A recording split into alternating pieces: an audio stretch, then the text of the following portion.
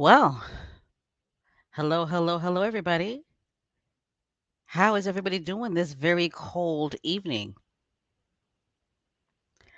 What's up, Success Squad? How are you guys doing tonight? Are you cold? It is mucho frio. Hey, squaddies, what's up? How are you guys doing tonight? It's your host, Special K Thoughts, and we are getting ready to have a Success Squad family chat, a Success fam chat. Oh, no, you didn't. Did you say, Joanne, it is warm in Southern California? What?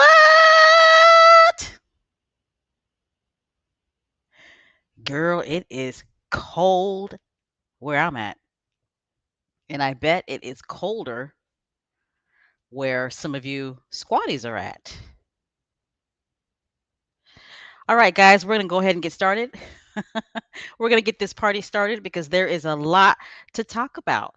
First of all, I want to thank everybody for joining us tonight. My name is Special K Thoughts. I am your host.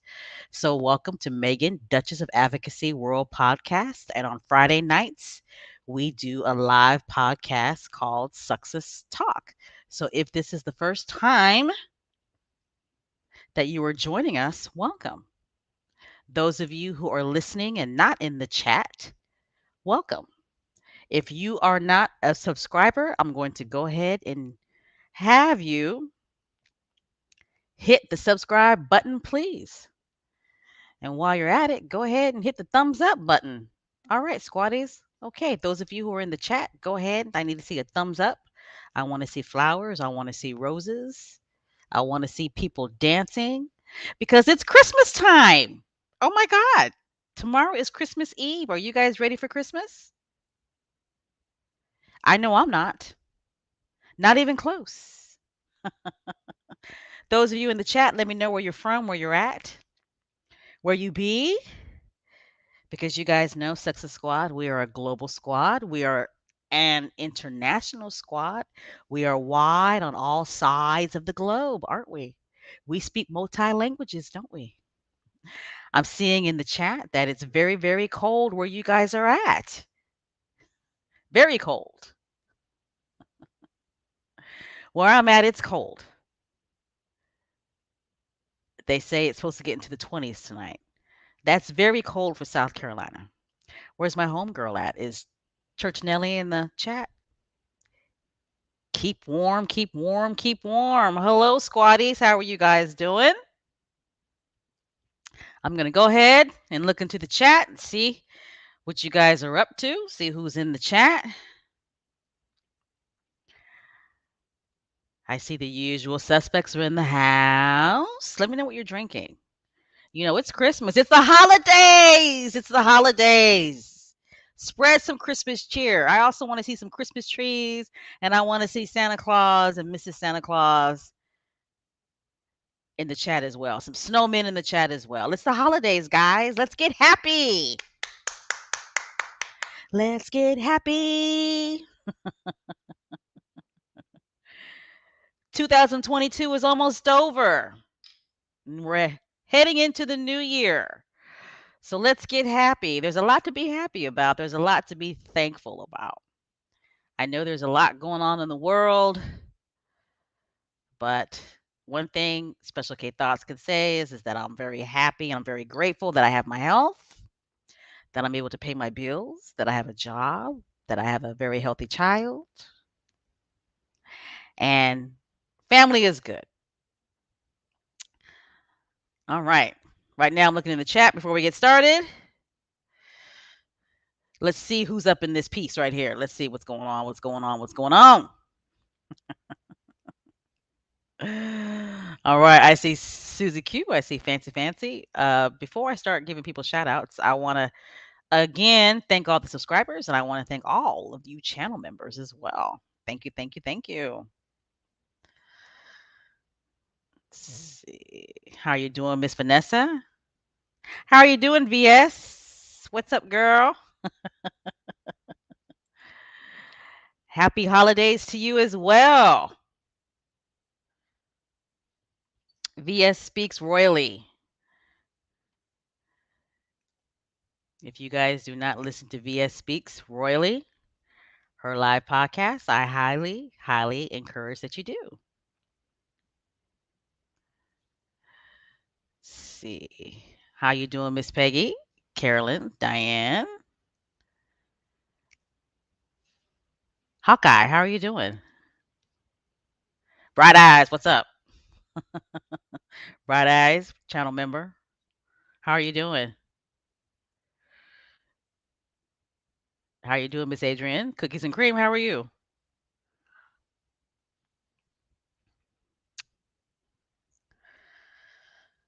See, is it cold where you guys are at? See, yeah, I'm seeing in the chat that it's cold. Yes, Ma Jones, happy, happy, happy holidays. I can't believe tomorrow's Christmas Eve. It's like, wow, where did the time go, man? Like, really? Are you guys finished with your Christmas shopping? I'm not. Jesus, I'm not. How are you doing, Sherry? H Night channel member, how are you doing? Oh, yeah, 15 degrees in Georgia. Oh my God. I hope you guys don't get any ice. I really pray and hope that you guys don't get ice because we all know when the ATL gets 1 inch of ice, it's a wrap. They shutting it down. How are you doing? I like that username. Put on a smile. Did it snow in Ohio today? Yeah, I can imagine that. How are you doing? Is it Dina? How are you doing? Now I know it's cold in Utah now. It's cold, cold, cold. I guess winter, what the first day of winter was what? December 21st? So I guess winter said, "Shoot, I'm coming in 100-fold this year, boy." Is it cold and windy in Jersey? I was listening to something on the news and they were saying something about the Jersey, New York area that they were expecting something. I can't remember what they said, but there was a concern of flooding or something that they were saying. Awesome. Well, thank you guys for dancing. And I see the flowers and I see the Christmas trees. Awesome, awesome, awesome. Awesome. Awesome. Santa Claus. How are you doing, Joan? Joan Commonwealth here. How are you doing? What? Claudia. No. Claudia says it's sunny in Jamaica.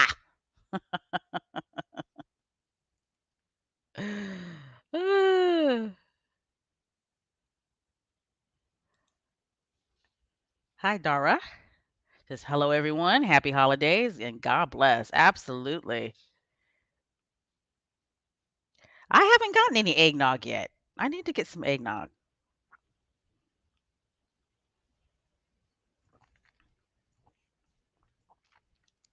All right, guys. Um,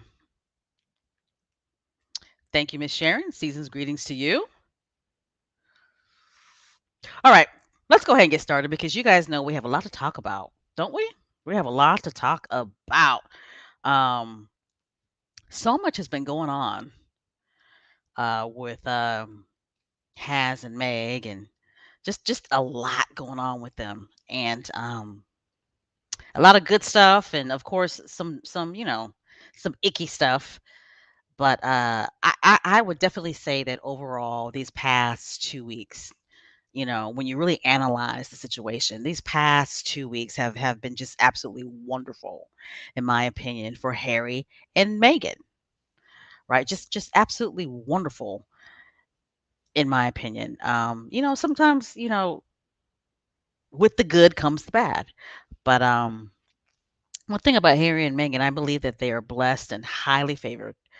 I really do. Uh, Miss Dina, oh my goodness, thank you so much for the donation. Thank you, thank you, thank you. Appreciate it so, so much. Thank you for your support. Thank you, thank you, thank you. Um,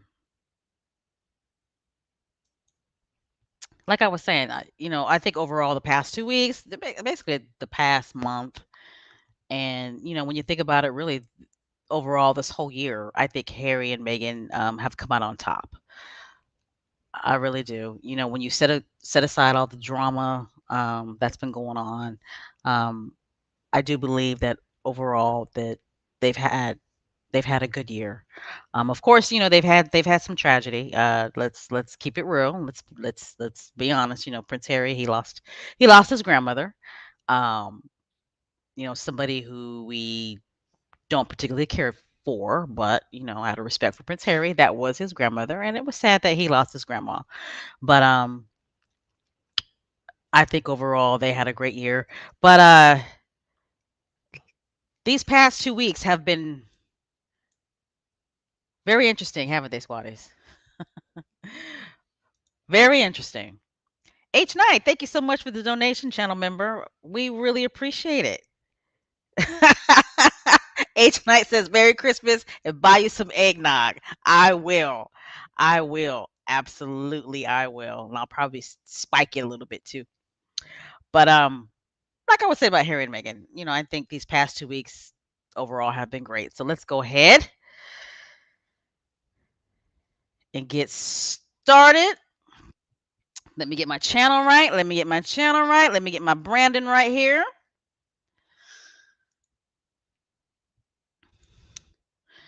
All right. Go ahead and add the stream. Okay, everybody. So those of you who are listening, those of you who are in the chat, welcome to Sexist Talk. And the topic is going to be sexism, racism, black friend quota. Okay. So yeah, I'm going there. Sexism, racism, black friend quota. All right.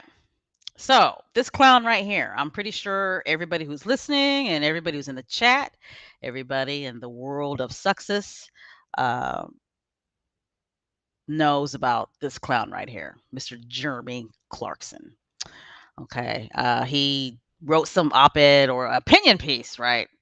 I never really noticed it, right? But a lot of the ilk that we read for the British tabloids are opinion pieces, right? Opinion pieces. And I mean, I noticed it, but I didn't really notice it. But a lot of the trash that comes from the British tabloids are opinion pieces, which absolutely makes sense. But this clown right here, he wrote an opinion piece in the Sun newspaper about Meghan, and it was just absolutely horrible. It was absolutely horrific. Of course, I'm not going to read that trash, but it basically, in my opinion, he incited violence against Meghan. He was inciting violence against Meghan.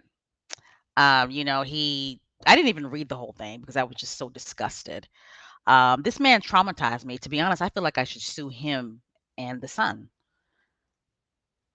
I really do. I feel like I should sue him and the Sun because they traumatized me. I think there really should be a class action lawsuit where a lot of women get together and sue the Sun and this man because that was traumatizing for me. So I can only imagine how Megan felt when she heard the news. But anyway, this sorry piece of waste of space, his name is Jeremy Clarkson. And supposedly he's a big deal in the UK. I have no idea who this fool is, okay? But supposedly he's a big deal in the UK.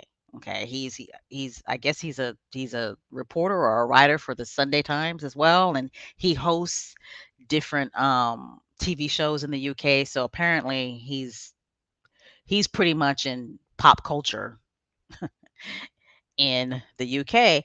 Hey Baron, how you doing? Yes, guys, I kind of do have the ability to go back and forth. So just looked in the comments and I saw Royal Sexes pop up. How you doing, Baron? Mr. Shady Shade.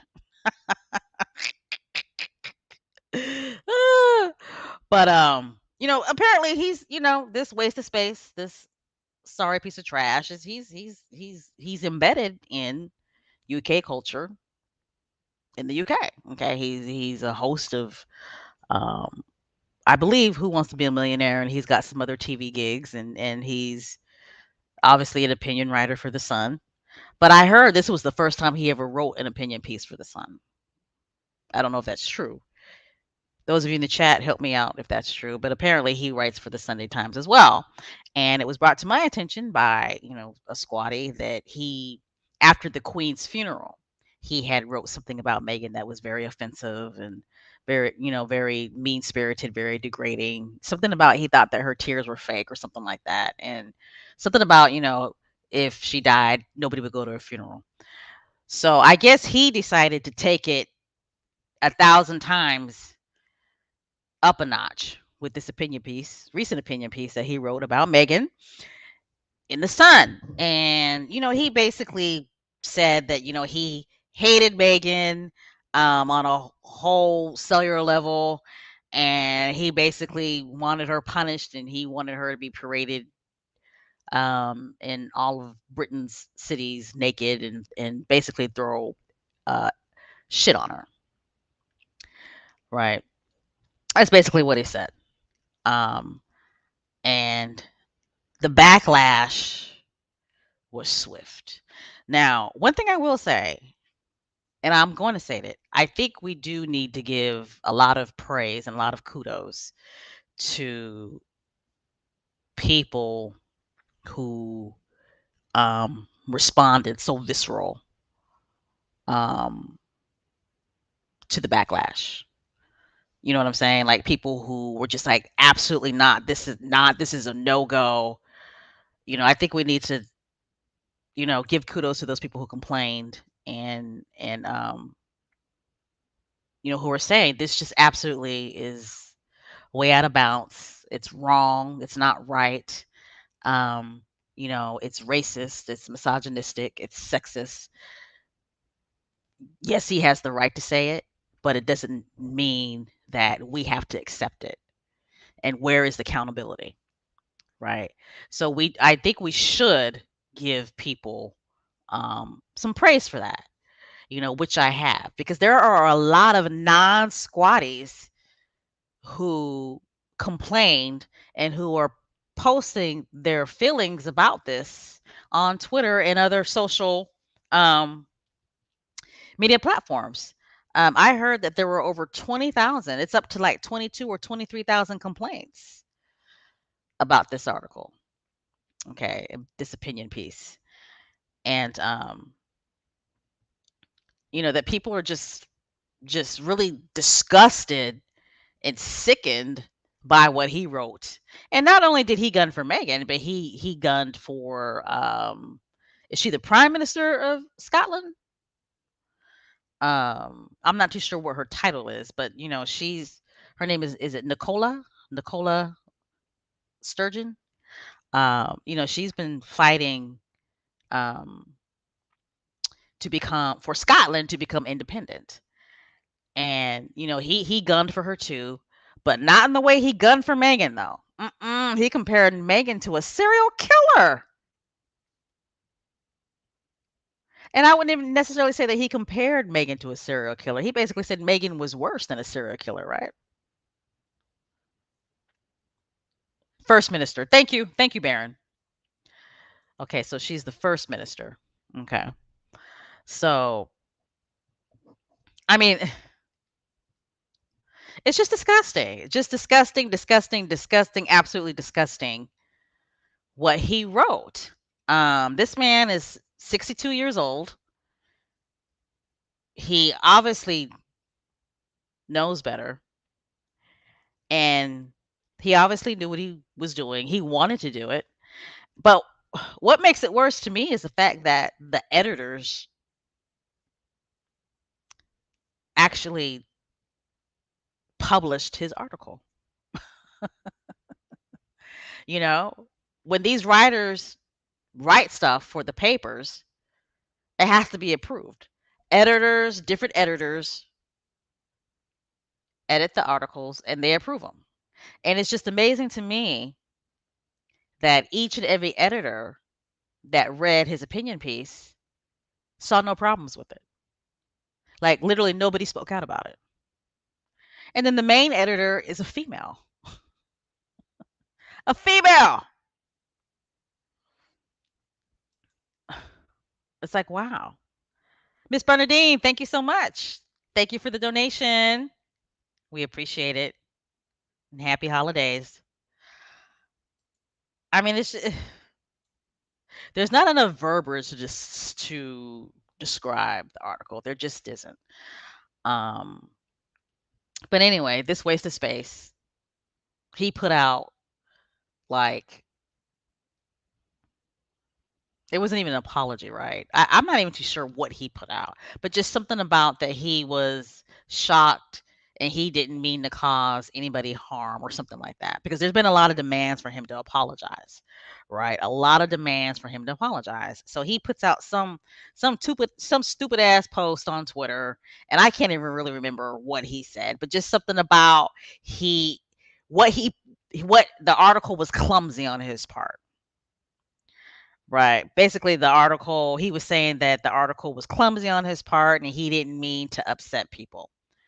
Okay. And putting that statement out basically just pissed people off even more, right? Just pissed people off even more. So I guess after a lot of pressure, right? Because there was the what? The 22,000 complaints, right? And then you had the outcry from the British public.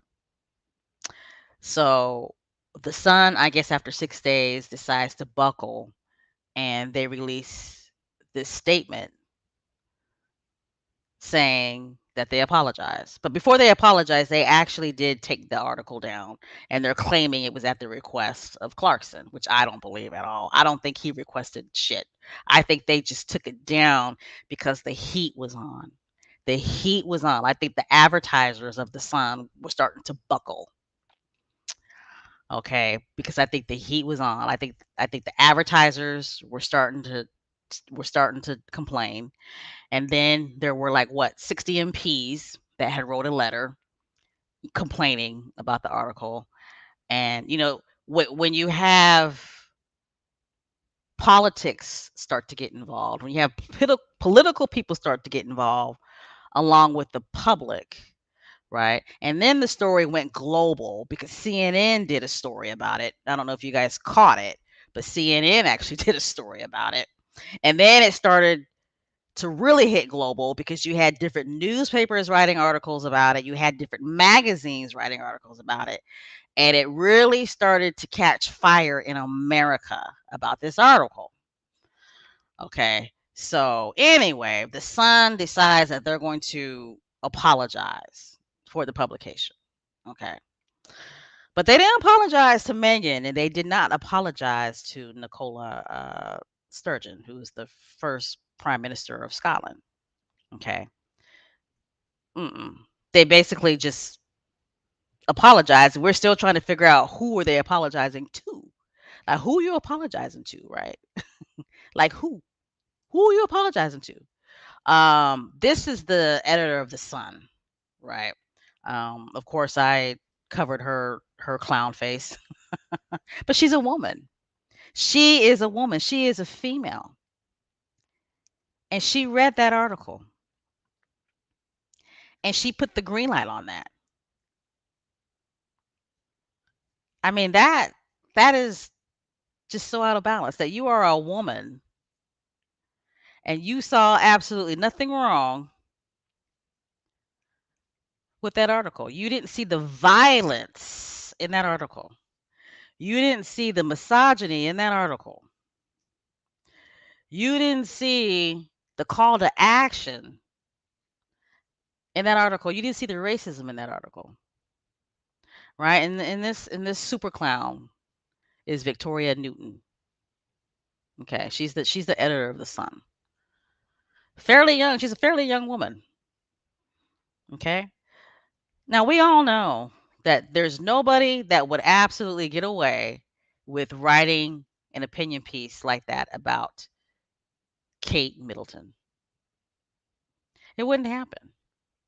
It wouldn't happen. There's no way somebody, it doesn't matter if they're white or black, but especially if they're black. Can you imagine a black British journalist writing an opinion piece like that about Kate Middleton? Can you imagine that? It wouldn't happen. It wouldn't happen. It wouldn't happen. He'd get fired. Well, first of all, they wouldn't publish it, right? They wouldn't even publish it. But let's say if it was published in like a black British magazine, right? That a black British magazine that only catered to black Brits, right? There would be a call to action to fire that man. They would investigate him. They would terrorize his family, right? And he probably would be criminally charged with something. You know what I'm saying? He probably would be criminally charged with something. All right. So, like I was saying before, the story really started to catch fire here in the United States. CNN did a piece on it. Um, there's different talk shows that have talked about this. Um, I heard a few people on the radio talk about this. Even Fox News, even some of the presenters on Fox News were shocked by the opinion piece, and they couldn't believe it. Now that says a lot, right? Because Fox News guns for Meghan all the time. Okay, not all the time. They're not fixated on Meghan and Harry, but they don't like Meghan and Harry, and it's more so a political thing, right? Probably racist too, but you know, when they gun for them, it's more so political because they think that they're woke. But anyway, Reverend Al Sharpton, when you get Reverend Al Sharpton involved, it's a wrap. Okay, it's a wrap. Reverend Al Sharpton was probably more than happy to say something. And he's probably more than happy to get involved in this story because this is his thing. This is what he does. Okay, so Reverend Al Sharpton, he slammed that clown and he said that it's racist and he feels like there should be a police petition. He feels like there should be a police investigation. Okay, Reverend Al Sharpton. And he says, we condemn these racist and dehumanizing actions in the strongest possible terms. The strongest possible terms. Okay. So for that to hit Reverend Al Sharpton's desk, that speaks volumes because trust me, Reverend Al Sharpton got on the phone and he started talking to a lot of different black activists in the United States. Okay. It's not a good look for the UK. It just isn't. Okay, when you have right wing pundits on Fox News saying that, damn, the UK is more racist than America, you got a problem. You got problems. Okay? All right. Oh, Alan Vernon, thank you so much for the donation. Thank you, thank you, thank you, thank you, thank you.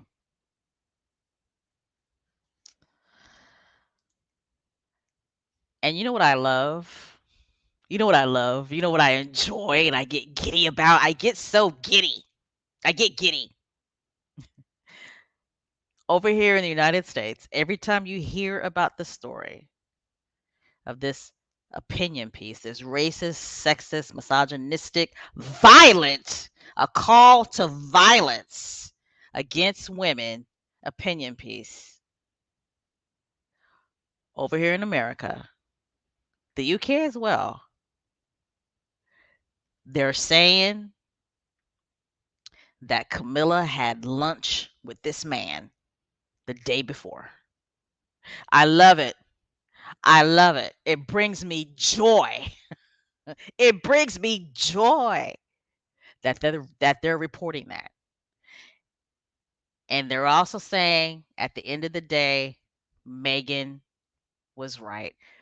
They proved Meghan's point. This docuseries that's out that everybody is watching, right? People are saying that the UK press, British press, is proving Meghan to be right. And they're also saying that she's right about family members, royal family members, not supporting her and being against her as well because Camilla had lunch with this man. I love it for him. Don't you love it for him? Isn't karma a bitch? Isn't it? Isn't it? This slide right here, this is about the MPs that I was talking about that actually all got together and wrote a letter condemning this call to action, racist violence against women. Um, and I was, very. I have to admit, I was pleased to see this. I was pleased to see this. I thought that, you know, kudos to them, kudos to those women.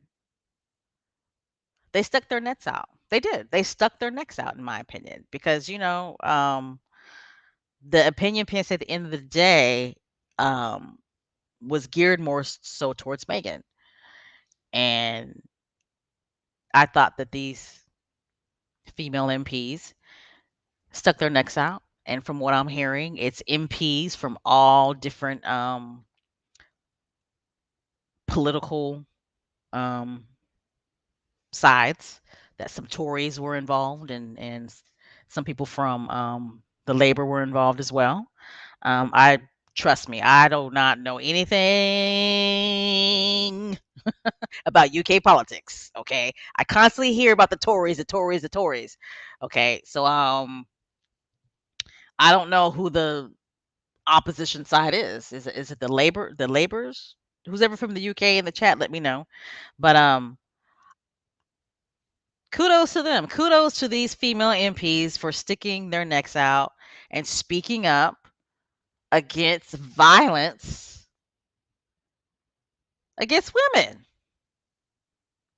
racism, misogynoir against women.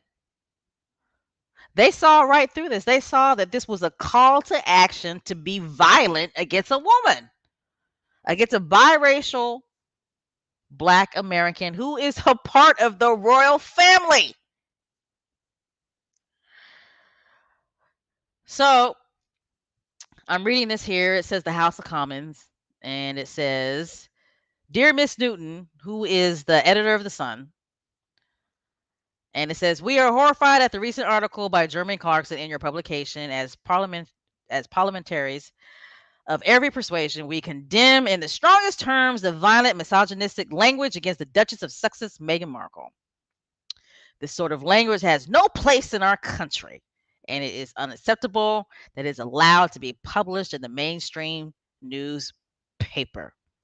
And I love the fact that they pointed this out and that they put this in this letter. Ms. Markle has faced multiple credible threats to her life, requiring the intervention of the Metropolitan Police. Hateful articles like the one written by Mr. Clarkson does not exist in a vacuum and directly contribute to this unacceptable climate of hatred and violence. Kudos to them for saying that. Kudos to them for saying that. Okay. For sticking their necks out there. And, it's a long list, but some of the names that I recognize are Don Butler, Let's see. Who else do I recognize? That's about it.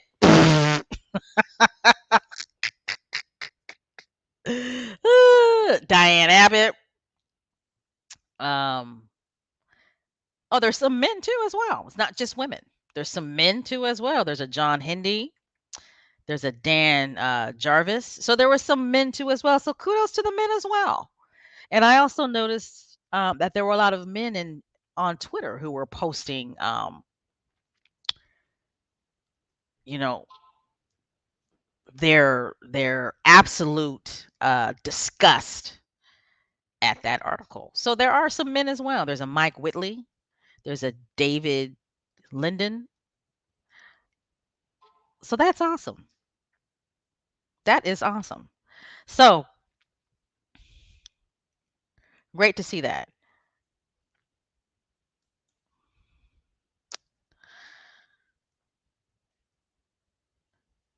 All right. So this backlash was huge. Not only was it a public backlash, but it was a political backlash as well. And I believe that's why the Sun released this apology. But I'm still trying to figure out who were they apologizing to? Like who are you guys apologizing to?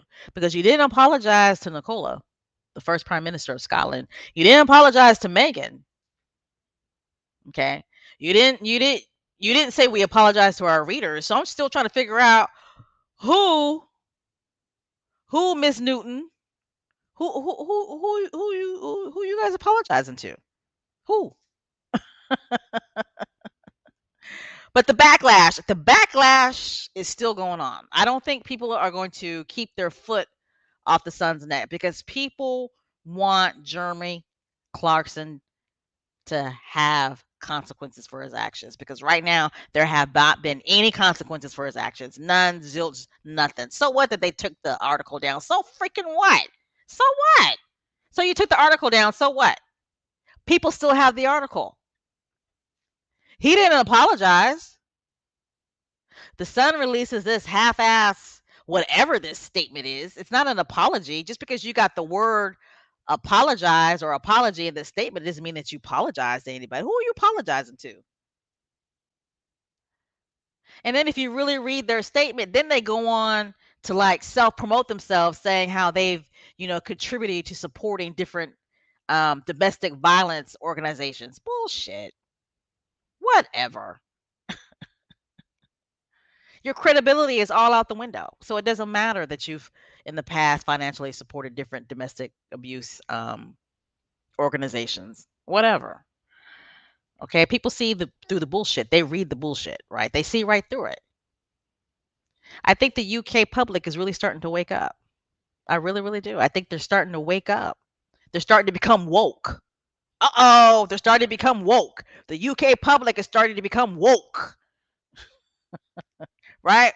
I'm pretty sure there are a lot of people in the UK who are already woke, but there's a lot of people who are starting to wake up and see that they've been bamboozled and they've been spoon fed a lot of racism and a lot of sexism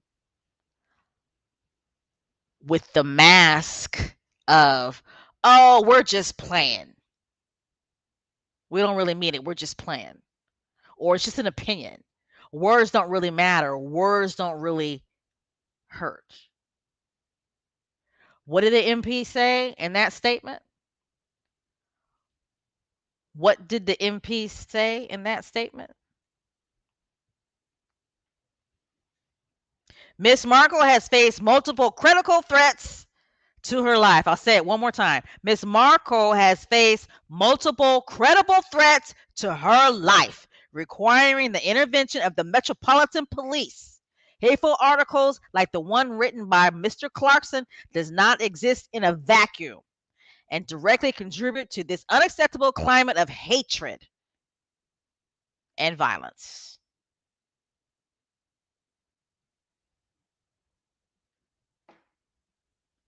So, Miss Newton, the Sun, you guys know what you can do with that fake ass, fraudulent apology because nobody believes you. It's not credible. This man should have been fired. All of the TV, what's ITV gonna do? What are they gonna do? I heard a lot of his shows are on ITV. What are they gonna do? Shannon Watts.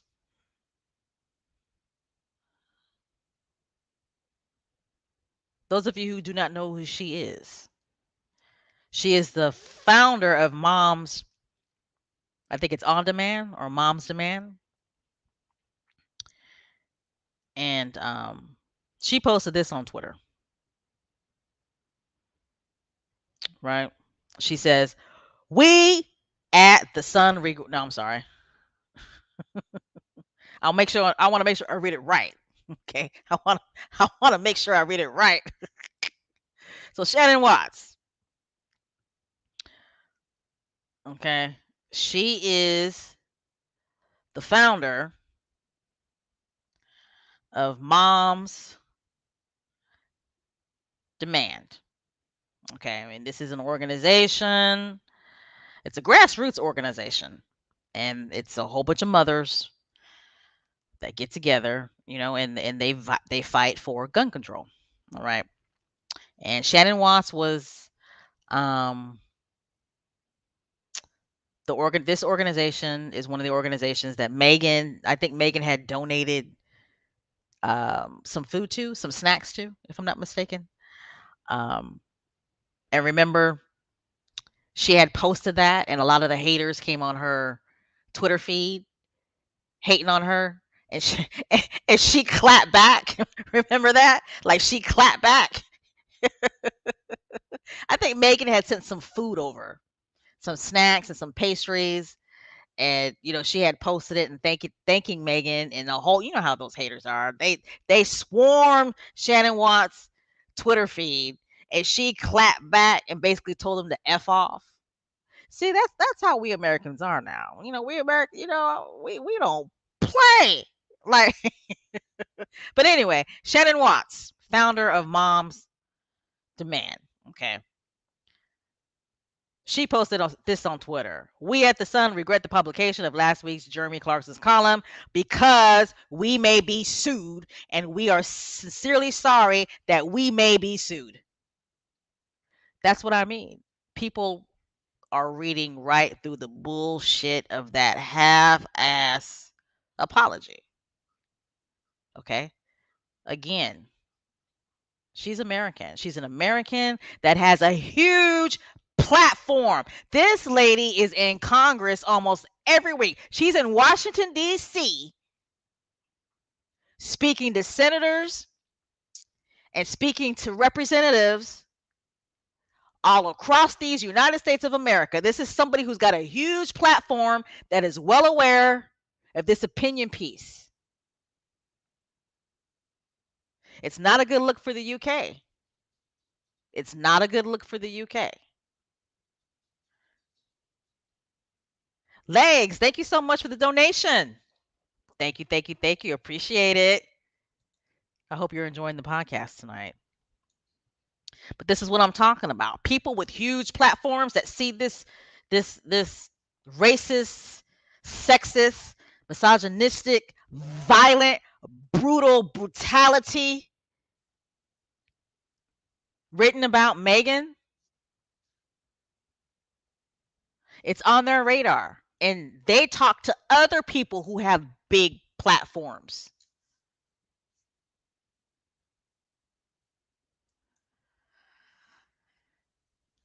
London Hughes. She's a black Brit, from my understanding. Sorry about that. If you guys hear my dog, hold on a second. Be quiet. Sorry about that, guys. I have this little Yorkie, and I'm telling you, he really honestly thinks he runs this damn house. But London Hughes, now she's a black Brit, right? Comedian, You're absolutely right, Miss Bernadine. It's not a good look for the royals as well, right? And we'll get to that. We'll get to how they've all how they're locked jaw, right? They got some locked jaw about this situation, right? Corrupt Chuck worried about his coronation, but yet he got somebody calling an action of violence against his daughter-in-law, and his his wife is having lunch with people who are writing opinion pieces about their daughter-in-law inciting violence, having her walk in every city in Britain naked so people can throw shit on her. But he worried about his coronation. Anyway, and then on top of that, wait, and then on top of that, she's supposed to be an advocate for women, right? Isn't Camilla supposed to be an advocate for women? Isn't she over some domestic violence? Isn't she the patron for some domestic violence organization in the UK? But she lockjaw. She ain't saying nothing yet, right? Ain't saying nothing yet. Anyway, London Hughes. She's a black British comedian, right? And she brought up a really good point. She brought up a really good point. Okay, she posted this. Roseanne Barr did a tweet comparing Obama's advisor to a monkey. She instantly had her TV show, which was a ratings hit at the time, canceled at ABC. But Jeremy Clarkson can write about wishing sexual violence on a female member of the royal family and keep his job at ITV. Hmm. Things that make you go,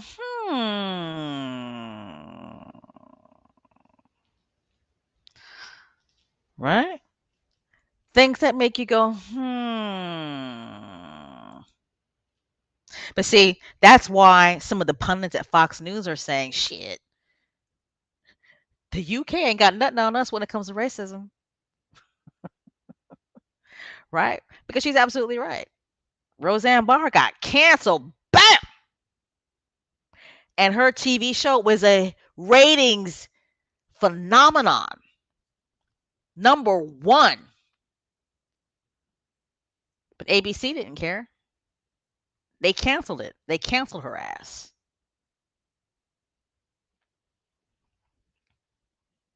Okay, so Diane says that Diane says that Ho Miller is a women's rights hoax. She sure is. Lord, yes.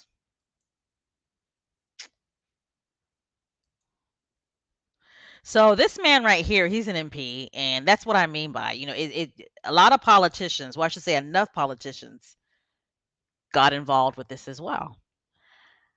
And I believe he had written a letter as well, um, in regards to that horrific opinion piece. Okay, his name is John Nicholson. He's an MP, and he as well started to post things on Twitter, and he had written a letter and saying how disgusted he was, and I want to look him up. Hold on, see exactly what his.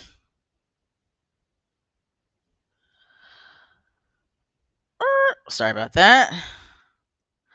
I should be better prepared. Here he is. Oh, he popped right on up.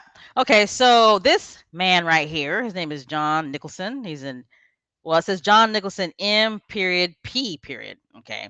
So he's a member of parliament for South Perthshire. Okay. So he's got, let's see. Oh, so he represents Scotland. Okay. All right. Awesome. Awesome. Okay, so he represents Scotland. Look at that. You see see, this is my point. This is my point. If this is an international crisis for the UK and the royals. Okay, it's an international crisis. It's a global crisis for the UK and the royals. Okay, this man attacked the first prime minister of Scotland, and he attacked a member of the royal family who is an American, who's living in America right now. Okay, and the royal family is locked jaw. They're mute. They don't got shit to say. But yet you want to keep your foot on Scotland. At the same time that you're lunching with this man who wrote an opinion piece that was sexist and misogynistic towards Scotland's first prime minister. Wow. How pompous and entitled can you be?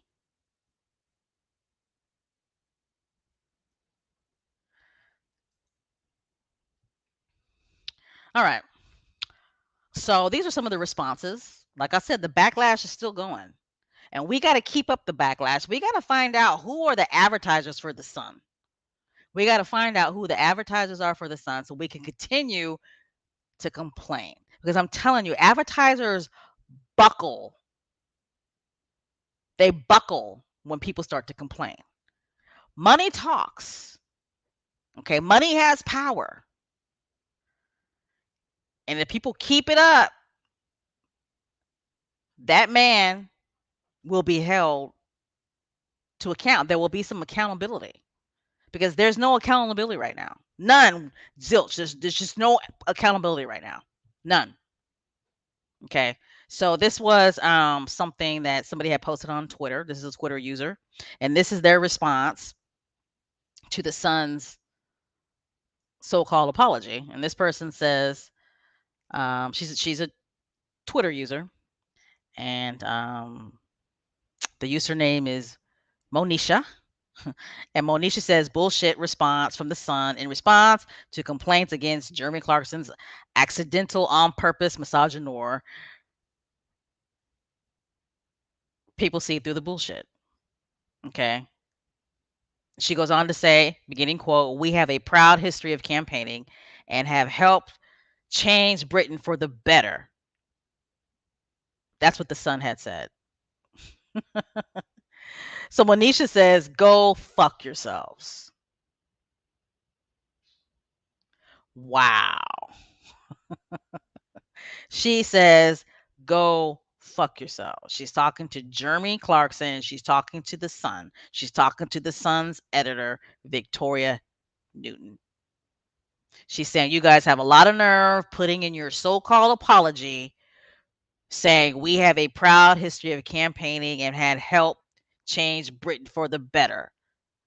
This Twitter user is saying, go fuck yourselves. No, the fuck you haven't. That's what this person is saying. They really honestly think that the world buys the bullshit. I mean, I'm not trying to clown the UK, but the UK has been getting has been getting fed bullshit and propaganda for decades, for years, for centuries, right?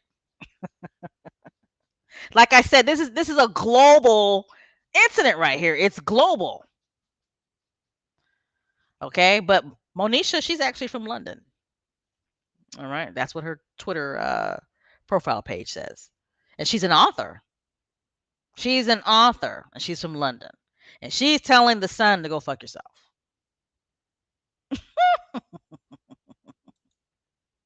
This is another one. Okay, Twitter user Fatima says, sorry means nothing from the Sun, just another example in a long line of nastiness. They print their racism, Islamophobia, and lies. We deal with the consequences. She's so right, though. That's what people don't understand. Words matter, words have impact. She's saying people do deal with the consequences. The general public, there are certain members, mainly marginalized people, that do deal with the consequences.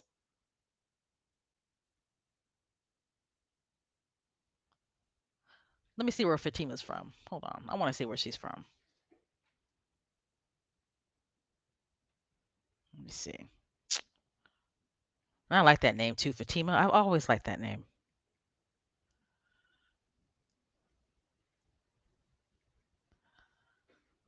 Okay, she popped right up. Another journalist from London. She's another journalist, and okay. She's a journalist and she's a broadcaster from Channel 4 News, speaking out against the Sun. That's why I said we do have to shine a spotlight and praise people who are complaining. People are saying enough is enough. Damn it, this is too much. Now for us squatties, it's been too much for the past 6 years. We've been fighting this fight for the past 6 years.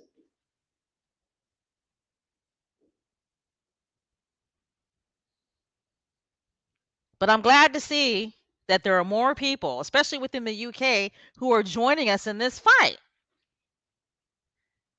And you know who I don't know. You know, people like Fatima and the other person I highlighted, they may have been in the fight with us. I don't know. But I'm just saying, we do need to put a spotlight on people like this.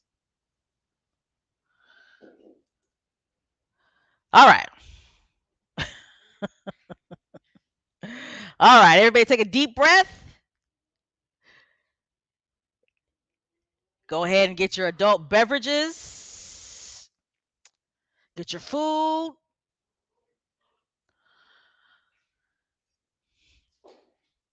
Because it's time to move on to some positivity. Right? Time to move on to some positivity. And if you hear my little Yorkie, don't mind him. Oh my God. And it's so crazy because like around this time of night, he just goes crazy. But good news, good news, good news, good news, good news, good news, good news. Okay. Harry and Meghan, this Netflix docu series. My God. My God. Okay. Netflix dropped the news that, episodes 4, 5, and 6, people watched for 97 million hours. They might as well go ahead and round that up.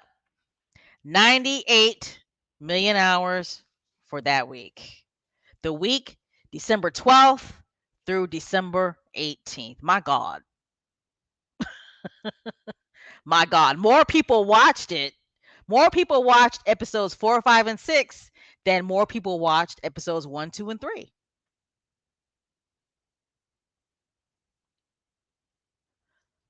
My God. Let me take a drink. I need to take a drink.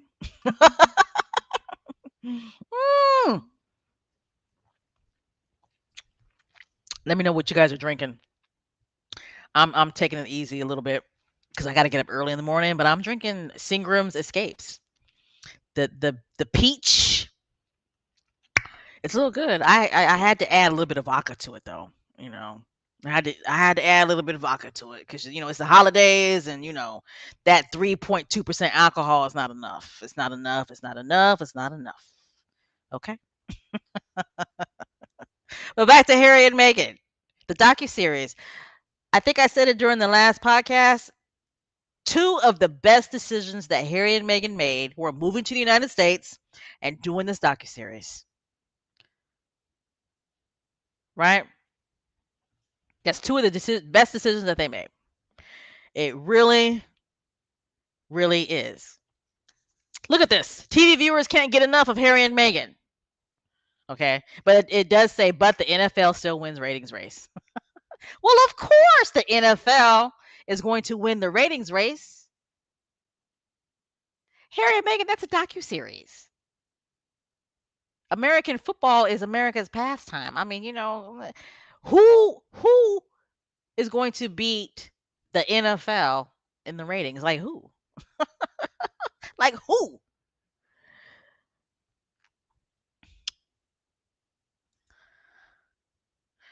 Harry and Meghan, Netflix most watched docuseries debut.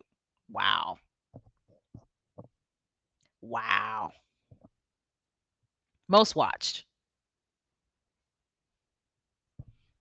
Most watched. People are really into this docuseries. And I'm telling you, the feedback that I see is is the global feedback that I see is it's awesome. It really, really is. I'm so happy that they did this docuseries because they really needed to tell their story the way that they wanted to tell their story. Legs. I like that username. Legs. You know what? And you're right. Legs says, how are they comparing the NFL? It's on weekly. They're just trying to, dim a little bit of Harry and Meghan shine. That's all that is. That's all that is. But thank you, Legs, for the donation. Appreciate it. That's all that is. At the end of the day, Netflix, they pockets is full. Okay? Netflix, they pockets is full. Okay? And you guys notice how within the media, how Harry and Meghan's contract done gone from 100 million to 88 million to 80 million. Now it's back up to 150 million. You guys notice that? It's like, bitch, you don't know how much their contract with Netflix is. Just shut the hell up. Just shut up. Shut up. Shut up. Because you don't know how much their contract is. Okay? You don't know. You have no idea. So just shut up. Oh, but I'm so happy. I'm so happy for them. I am so happy. And I'm telling you, the conversations that we were having about this Netflix docuseries at work, girl, it's different conversations. Okay, you got the Karen crew, and then you got some African Americans who are talking about this docuseries, and you got the people in the middle, and this docuseries has really sparked a lot of different conversations, which is awesome. I highly doubt that Harry and Meghan didn't think that their docuseries was going to spark all these different conversations. Okay, they just telling their story, right? They're just telling their love story and they're introducing their family to us, right? But kudos to them. I'm so happy for them. Because it's a big win for them, not only personally but professionally as well, right? Professionally as well because they are the producers of this docuseries. They produced this docuseries. So it really helps them find their footing when it comes to being producers in a major media market. So, they had a lot riding on this docuseries. They really, really did. All right. All right. So now we're gonna go ahead and get into some bullshit. Okay. But before we do, I'm gonna go ahead and post this because I didn't really talk about the stats of the Harry and Meghan docuseries, but it's true. Is it Mayra says it's number one in 27 countries, including the UK. One of the best in the first 10 position in 85 countries with 175 million hours watched. Yes, yes, yes, indeed. Yes, indeed. It's probably more than 175 million hours watched now. They probably done surpassed that. I have a feeling it's at 200 million now. I'd bet money it's probably at 200 million hours watched now, especially with the holidays coming up and people are off. A lot of people are off. A lot of people were off today. Um, a lot of people were off yesterday. So I got a feeling that those ratings, you know, 200 million, I wouldn't be surprised if it gets up into the 250 million. I would not be surprised. Okay. But I'm still trying to figure out people who claim that they can't stand Harry and Meghan are watching this docuseries. I was like, how do you do that? How do you sit there and watch 6 hours of a docuseries of two people that you claim that you can't stand? I'm gonna tell you how you do it because there is a part of you that does like them and that you're intrigued by them. Okay. I don't know if I said that clear enough, but there's a part of you that does like them and you are intrigued by them. But most importantly, you want to like them. You want to like them.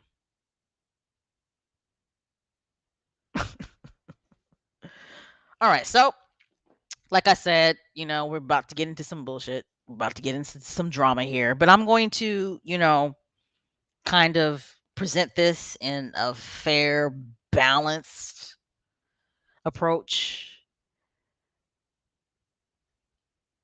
as much as I can. I'm going to do my best. Okay, I'm going to do my best. All right. So like I was saying, this Harry and Meghan docuseries, it sparked a lot of conversation amongst different groups, you know, in the world. Okay. And one particular group that I'm a part of, the African American female group, right? It sparked some conversation. Okay. And of course I was on Twitter and this person right here, Shelton Boyd Griffith, and they're actually they're a writer for Essence magazine, and I guess they write more so for style and fashion. I think they're a style and fashion writer for Essence magazine. Okay, and this person says, I finally watched that Harry and Meghan doc, and baby, we got to get our girls some black girlfriends. And when I read that, I thought, So I went ahead and clicked it. And this person goes on to say, you know, and her celebrity friends don't count. She needs some girls that are gonna keep it real, have her back, keep her hip, and share the tea on all the cute black hair products. I was like, what? Now, what's that all about?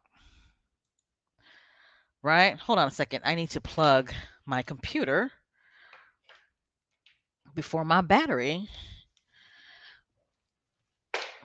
is on zilch.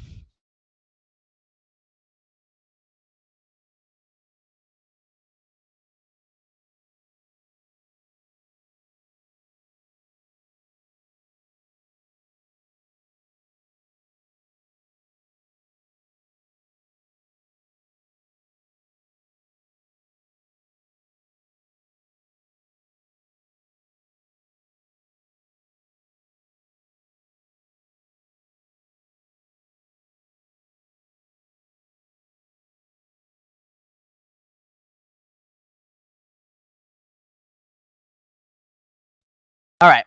Can you guys hear me? Cool. Sorry about that. I had to plug in my computer. But like I was saying, right?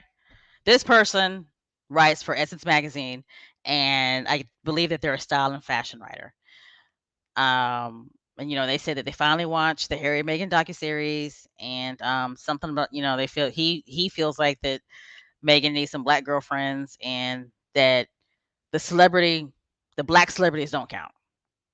Okay, according to this person, the black celebrities, um, they're not going to keep it real with her. They're not going to have her back, and they're going to keep her up on the tea, and they're going to let her know about the black hair products. So when I read that, I was like, oh boy, here we go with the bullshit, right? Here we go with the division within the black community, right? Here we go. Here we go.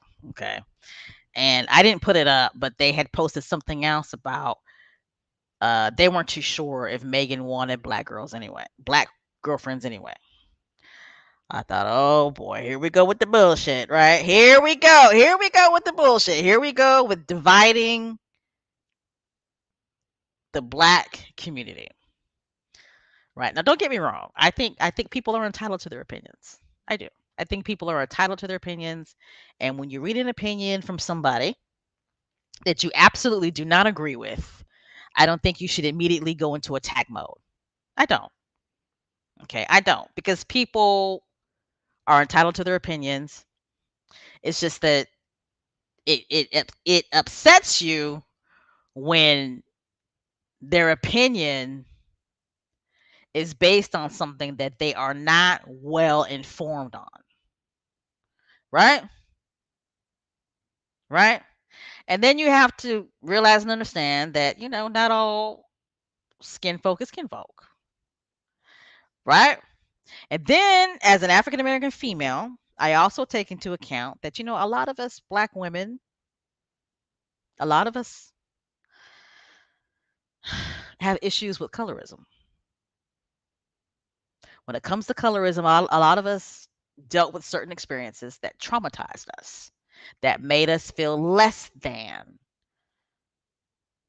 our lighter skinned sisters, made us feel less than our biracial, white presenting sisters.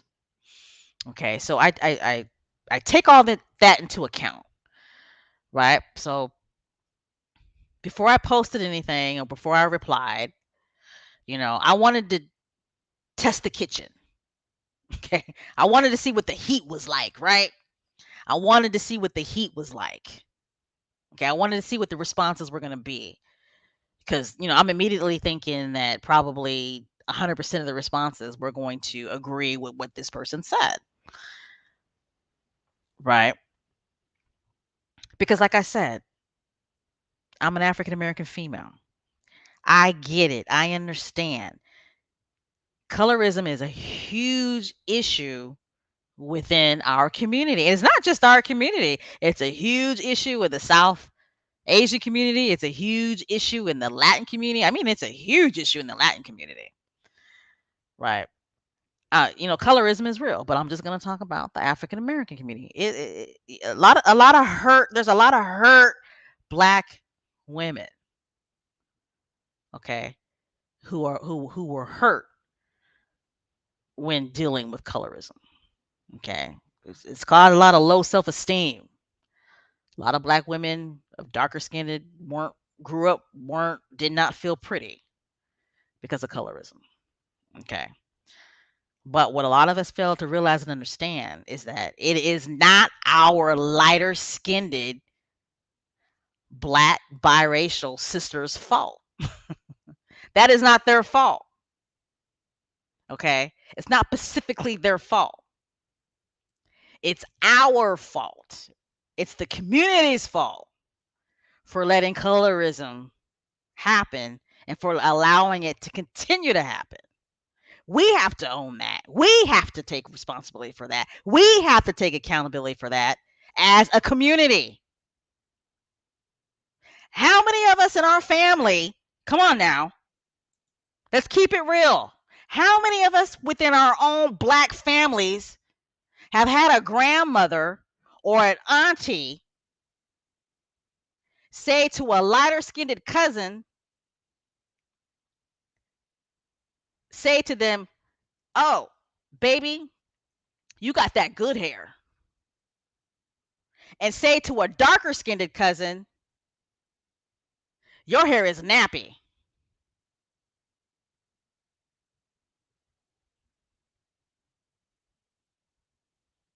Come on now.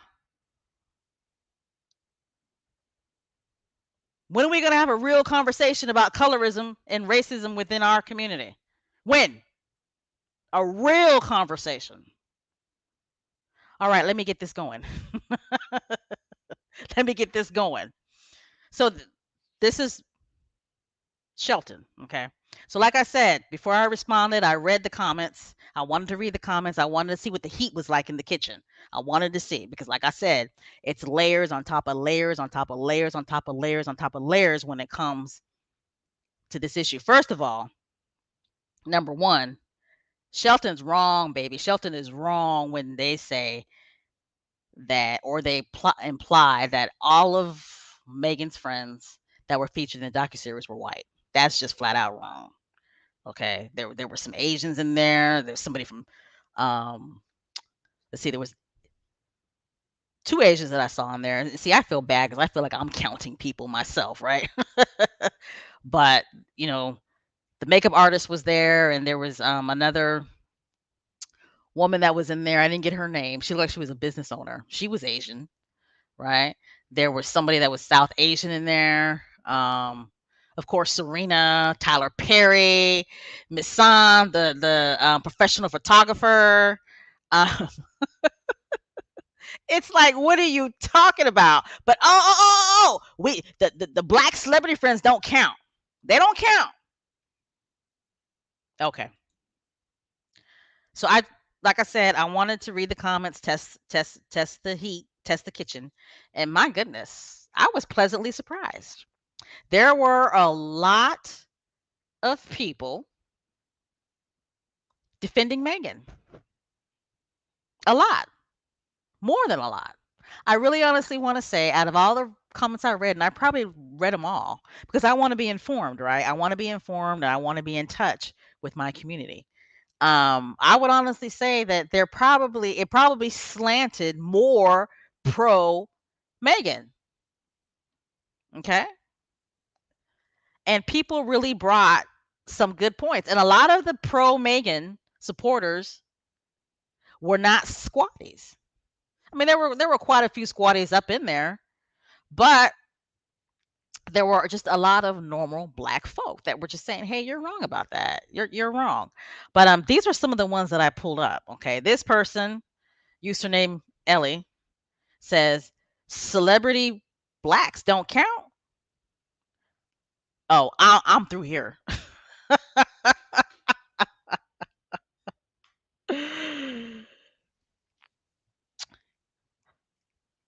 Another user. Now this one was really, really good. And I felt this person because I was thinking the same damn thing, right?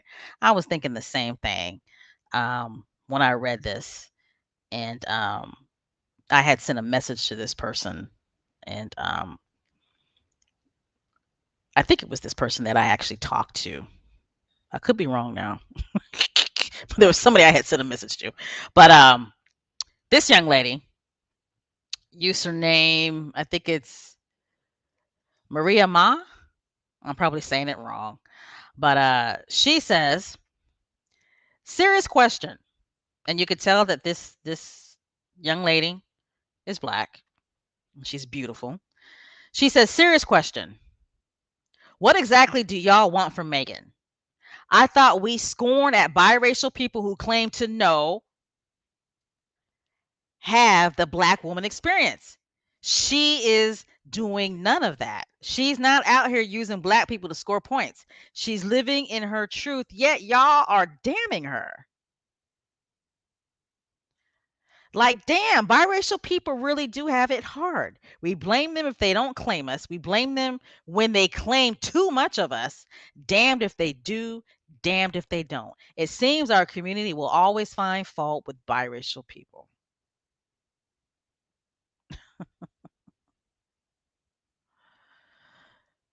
Aisha, oh my goodness, Aisha, thank you so much for the donation. And Aisha says Megan looks like a light-skinned black woman. She is not white passing. No, I don't think Megan's white passing, and I think that's the wrong term to use when it comes to Megan. To me, the correct term would be there are times where she's white presenting. Okay, there are times where she has a certain look and she looks white. She's white presenting. White passing is absolutely the incorrect um, adjective to describe Megan. Okay, this person, I should say, posted on Twitter, username harm. This person says, "Do you understand how hard it is for celebs of her status to meet safe non-celebs? Like, do y'all expect her to meet some rando in the grocery store or what?"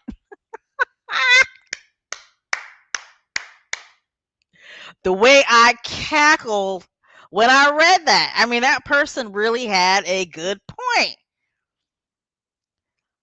right? I mean, they really had a good point. And this person is not Sexist Squad. That's not a Sexist Squad person. Another user who goes by anti-vax says, "Shut up. Beyonce is hotting up her phone. Not to mention she's at an age and a point in her life where she can't just make friends with anyone." Ah! All right, this user goes by Nunu, and I like that username, Nunu. I think this username is pretty cool. But Nunu says, "This is a disappointing and narrow view." Okay, and I could just see Nunu saying this, right? "This is a disappointing and narrow view." Nunu shaking her head. Number one, we don't know the depths of her friendships. Number two, authentic friendships where you keep it real and have someone's back isn't determined by race. Woo! Woo! I got to read that again. Authentic friendships where you keep it real and have someone's back isn't determined by race. Number three, stop feeding into this stereotype for black friendships. It can be anything we want it to be. Bam. That's a microphone drop right there, right? Microphone drop right there. I need to take a drink. I wish I could meet Nunu.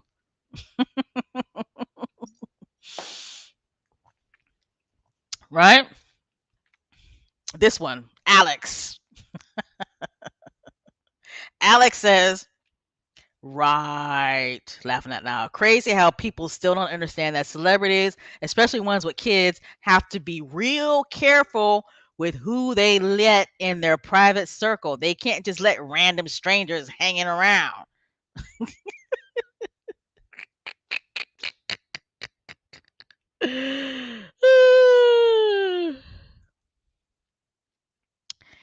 And then this user, Kyla, said, "When Megan said she had never been treated like a black woman until the Brits, did you ever consider that the black community may not have treated her like she was black either?"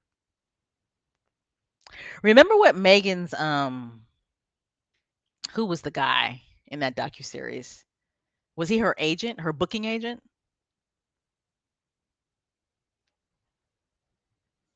Was it booking agent? Remember he said that, in the beginning he didn't know that Megan was biracial, and then once he found out that she was biracial, he started to send her portfolios to black casting directors, and and they saw her photos and they were like, "She doesn't look black enough. We can't do nothing with her." Remember that part?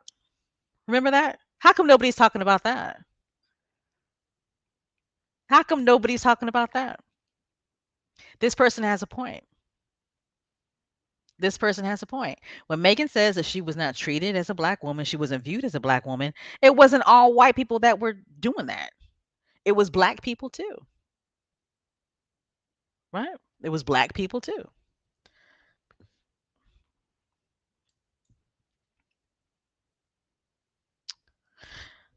This username, not username, this person, their username is Lily Vaughn, I want to say Shatump.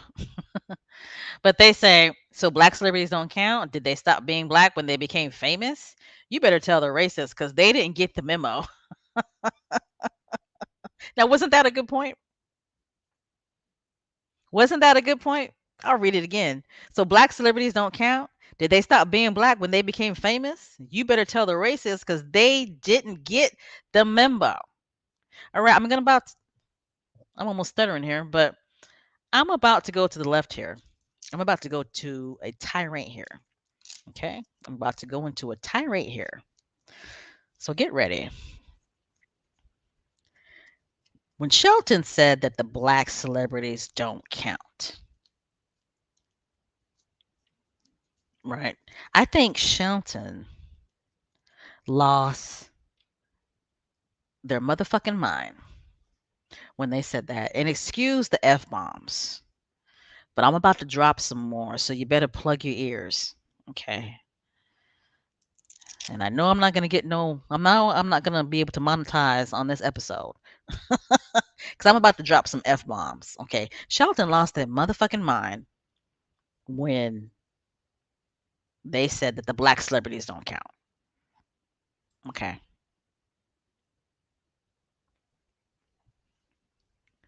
Serena Williams. Serena Williams, born and raised in Compton. Okay, as soon as Serena stepped her black foot on the tennis court, she faced racism. Serena Williams, there was always racism present. It didn't matter when she became US Open champion. It didn't matter when she became Wimbledon champion. It didn't matter when she won all of the Grand Slams. It didn't matter. Serena Williams, the greatest of all time, has faced racism her whole damn life. I'm pretty sure she faced it as a little girl growing up in Compton. And it didn't motherfucking matter when she became the number one tennis player in the world. It didn't matter. She was facing racism from other players. She was facing racism from sports journalists. She was facing racism from the tennis empires. All those nasty racist opinion pieces written by sports editors about Serena Williams.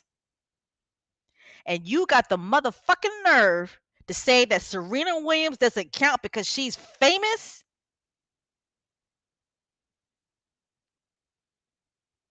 Bitch, please. People really need to pause before they post shit on Twitter. What the hell do you mean Serena Williams doesn't count as a black friend because she's famous? Racists don't give two F's how famous you are or that you're the greatest of all time. Serena Williams has been fighting racism her whole life. But you as a black person has the nerve to post on Twitter that she doesn't count because she's famous, that she can't keep it real with Meghan because she's famous, she can't have a conversation with Meghan keeping it real about racism because she's famous? Get the fuck out of here.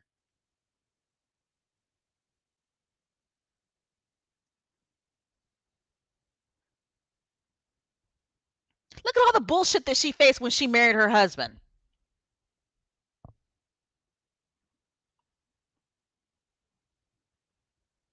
What are you talking about?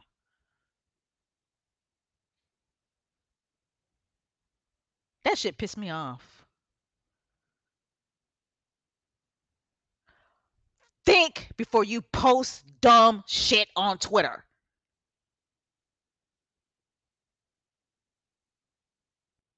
All the bullshit that Serena Williams has gone through. All the racist shit that she's gone through. But she don't count because she's famous. Serena Williams is taking bullets because she's black. Because she's a black woman. that speaks her fucking mind.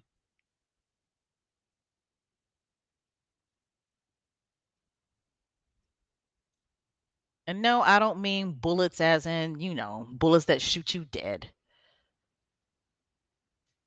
No, I don't mean that because there are black people who have taken bullets fighting for black people. I'm just saying, how dare you say that about Serena Williams? How dare you say that about Tyler Perry,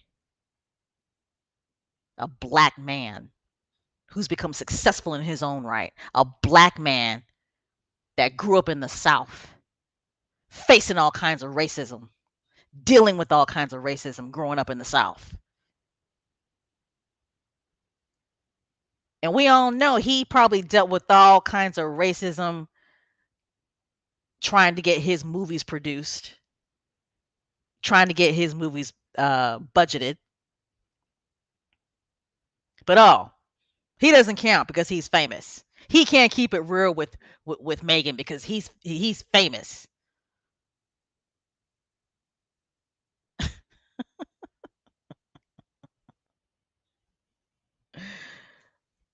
Mm, mm, mm, mm, mm. Boy, I tell you, and that person works for Essence magazine. They work for Essence magazine, saying that dumb shit. But all that shit pissed me off about Serena Williams, boy. It really did because I know she's faced a lot. She's still facing it. She's still dealing with it to this day. But no, Serena can't keep it real with Meghan. No, she can't keep it real. No. When it comes to racism, when it comes to talking about black girl products, hair products,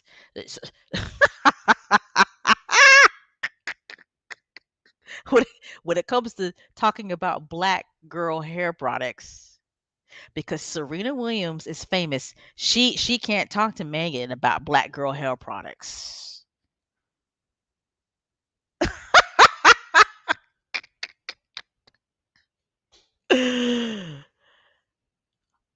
Wow. Wow. Wow. Wow. Serena Williams is just as down to earth as any famous person can be. She has always kept it real. And the same thing with Tyler Perry. All the fame and success that he's had, all the money he makes, he is just as down to earth that he can be. I bet you Serena Williams knows how much a gallon of milk costs.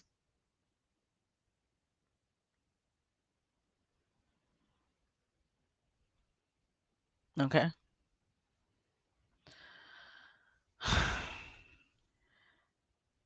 All right. So this user posted LA trash. What? What? That's an interesting username. LA trash. And this person is saying exactly what I just went off about. LA trash says, we need to get her black friends, but her black friends don't count. Please. I'm not too sure. It says, please be BFFR. I don't know what BFFR means. But they're basically saying, how are you going to say we need to get her black friends, but the black friends that she has don't count? Does that make any donation? Does that make any? Why did I say donation? Oh, I know why. Because I'm looking at Beverly. That's why. Does that make any sense? Does that make any sense to you? No, absolutely not. Miss Beverly, happy holidays to you, and thank you so much for the donation. Thank you, thank you, thank you, thank you, thank you. Appreciate it.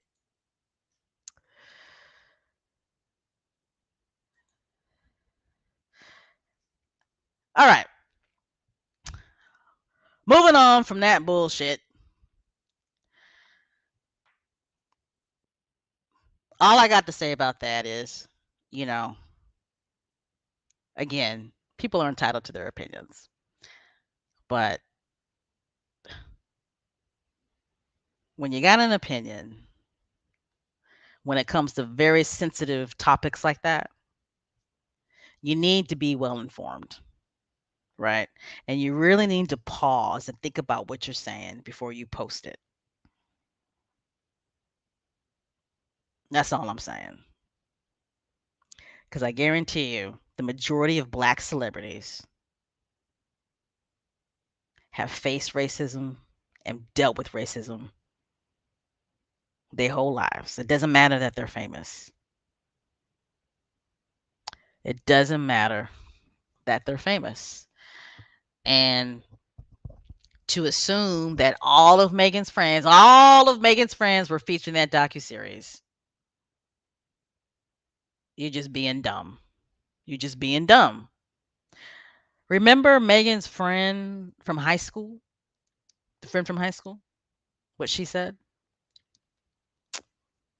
She said that her mom had spoken. I think she said that her mom had spoken to one of them British trash ass tabloids, and they misquoted what her mom said. And then the next thing they knew, that the press was at her mom's house harassing her mom.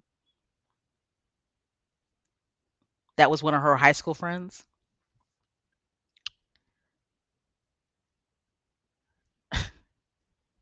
Now I know how we are. I know how we do. Sometimes we're like thanks, but no thanks. You know, because you mess with our family, you gonna get got at the end of the day, right? You're gonna get got. You mess with our family. But anyway, that's my spiel on that. And squatties are really, really good. There were a lot of squatties who had um, brought up different articles of some of Megan's black friends that she had while she attended Northwestern University. And there was another squatty who had brought up an article that Megan actually had one of her black friends from Northwestern University. She was actually on the TIG with Megan. So, but you know what? At the end of the day, it doesn't matter, right? It doesn't matter how many black friends that she has. It just doesn't matter. It it doesn't matter, right? It doesn't matter. It's about the character of her friends and her friends having her back. Just because she has one black friend, it doesn't mean that she was trying to separate herself far from blackness. It doesn't mean that at all. Black America, black Americans. I can only speak from my American prism. We all have different experiences. Okay. As a little black girl growing up in California, you guys know my story. I was raised in South Carolina. I'm sorry, I was born in South Carolina, but I was raised in California. As a little black girl growing up in California, I grew up in all white neighborhoods. Okay, I came from a upper middle class family.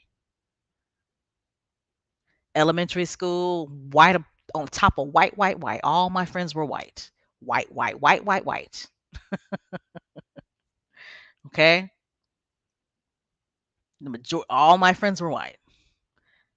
But at the end of the day, I knew I was black. I knew I was a black girl, and I was not trying to separate myself from blackness. Okay? So, anyway, moving on. Anybody get a chance to read this article by Torre? Torre? Torre is a black journalist, right? And I think he's written for Rolling Stone, and I think he used to be on MTV. I'm not too sure. But to be honest, I never really liked him. There's just something about him. I don't know what it is, but he's just like kind of like rubbed me the wrong way. And you know, I don't know if it's his voice or what it is, but at the end of the day, he's a good writer. Okay, with despite all of that, he is a good writer. He's written some really good pieces, and he is a good journalist. He's a good journalist. But he wrote this article in what is this, the Grio, and the title is "Why is Meghan Markle hated by so many white people and beloved by so many black people?" Right now, one thing I will say, there are a lot of white people that I know that absolutely love Harry and Meghan. Okay, at least in my world, my own personal world, there are a lot of the white people that I know absolutely love Harry and Meghan. Um, I don't think Twitter or social media is like a really good litmus test, if you know what I'm saying. But she does get a lot of black support, so I understand what he's saying um, about that.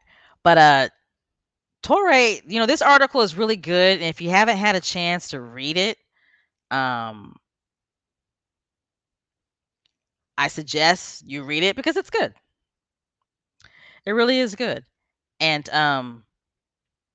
he's funny because he says that he went down that rabbit hole, and I heard other black commentators say that they wanted to research where is all this Meghan Markle hatred coming from, and why do these people hate her so much? And after they do the research, it's the same verbiage. Damn, I wish I hadn't gone down that rabbit hole. But what Tory basically says is that, you know, based on his research,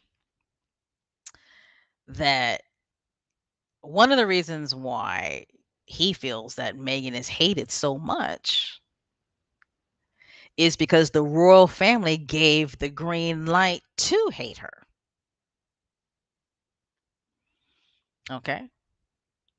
That's basically what he's saying. He's saying because the royal family didn't protect her, that they basically gave the green light for people to hate her and to attack her. And I was like, I'm glad finally somebody said it, right? Isn't it awesome that somebody finally said it? And of course, it's going to take a black American to say it or a black British writer to say it, right? Um, but he said he really wanted to research this, and one of the things that he really honestly believes is because the royal family gave the green light to hate her, to attack her, because they never protected her. Okay, so I thought that was a very, very good point. And he said he really researched this, and he was really trying to figure out what has Meghan done to deserve these widespread attacks and hatred, right? And he's like, damn, did I miss something? Did I miss, a horrible news story about her that she did? And he was like, did she drunk drive and murder somebody? Remember the American, uh, uh, remember the American woman that killed the British young man driving on the wrong side of the road, and I think her husband was a diplomat. Remember that? Um, he's like, did she say that Hitler wasn't a bad guy? He was really trying to figure out, why do people hate her? Why are they saying such horrible things about her? And he said that he went down that rabbit hole and he just found a whole bunch of flimsy excuses, which we all know this, right? This is nothing new to us, right? This we all know this, and he said that basically just what he found was that she held hands with her husband at the Queen's funeral. People feel like it was too much PDA. They were mad because she cried at the funeral. Uh, they mad because Prince Harry held an umbrella for her at some event, so therefore she's still in the spotlight. She wore dresses that royals weren't supposed to wear, and he's like, "Why do you guys care about rules, royal rules? You're never going to be a royal anyway." And then he brought up that she was mean to some unseen person in some out of context moment. We saw a snippet of remember that? Remember when they were at the walkabout and that man asked Megan if he could take the flowers, and she said, "Oh no, thank you.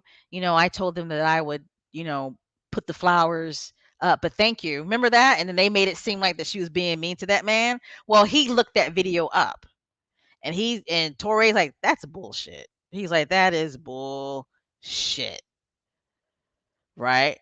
And like he said it. He said it in this article. She was mean to some unseen person in some out of context moment. We saw a snippet of on the internet. And he's like, "Oh, wait a minute. She's rich, but she cares about the poor and the environment, which makes her a hypocrite." He's like, "Oh, no, no. It's got to be because she curtsies wrong. Oh, it's because she controls Harry. She's fame hungry." So he says, of course, they use those excuses. He's like, but that's not the real problem. And he really honestly believes that one of the real problems is because of her race. She has entered the whitest among white global white families, and some white people don't want to hear it, but the royal family, they represent white supremacy. They really, really do. And like he says, royals are supposed to marry royals. But what I also loved about this article is that he references our fellow squatty, R.S. Locke. Isn't that awesome? I love that for her. I love it. I love it for her. He references R.S. Locke, and he talks about an article that she wrote in the past. So that was awesome. But go ahead. Please read this article. It's really, really good. And one thing that I love about this docuseries is not only has it sparked different types of conversations, right? But it has definitely sparked American journalists to write opinion pieces. There have been quite a few opinion pieces written about Harry and Meghan because of this docuseries. Some of them are negative, which is fine. There's nothing wrong with a journalist writing a negative opinion piece about Harry and Meghan's docuseries. Okay? There's absolutely nothing wrong with that. What we take issue with is the visceral hatred in an opinion piece. Okay? But the opinion pieces written by Americans that are negative, they're not hateful. They're not hateful and they're not attacks. They, don't like the docuseries for whatever reasons, right? But then you'll have American journalists like Torre, or there was an American journalist that wrote a very good opinion piece in the New York Times that Pierce Morgan took issue with. That was fair and balanced. And that's all we ask for, right, squatties? That's all we ask for is fair and balance when it comes to opinion pieces or when it comes to reviews. Um, but yes, please read this article by Torre. Why is Meghan Markle hated so by so many white people and beloved by so many black people? Okay. All right. All right. So continuing on the good news, Harry and Meghan, they have a new docuseries coming out. Now, I don't know who's managing them or who their publicist is, but this was spot on right here. This was perfect timing to release this information. Don't you think? Don't you think it's perfect timing to release this information? The Harry and Meghan docuseries is on fire right now, right? It's on fire. Very close to 200 million hours viewed globally, right? Globally. It's Netflix's biggest debut, right? It's the highest um viewed docuseries on Netflix, right? And it's number 2 on on Netflix, right? Wednesday, that movie is a monster. I finally had a chance to watch it, and it's really, really good. Okay, so to have a docuseries topple Wednesday for a few days is a huge defeat, in my opinion. But the timing releasing this information about Harry and Meghan's upcoming Netflix docuseries was perfect because all of those people who are viewing Harry and Meghan's docuseries, when they see the upcoming docuseries that they're producing, which is entitled Live to Lead, people are going to be interested, right? People are going to be interested, or at least it's good publicity, and it gets people's attention, is what I'm trying to say. But the timing um of the release of this information I thought was spot on. So kudos to Harry and Meghan, kudos to their Archwell team, kudos to their media team, management, publicists, whatever. Right. So this docuseries, which is entitled Live to Lead, it's produced by Harry and Meghan, the Duke and Duchess of Sussex. They are going to be the executive producers on this, but it's the Nelson Mandela Foundation project, which was created and directed by Jeff Blackwell. The docuseries is inspired by Nelson Mandela's legacy. Isn't that awesome? South Africa in the house, right? South Africa in the house. But what they hope to do with this docuseries, they hope um, to inspire a new generation of leaders. Okay, and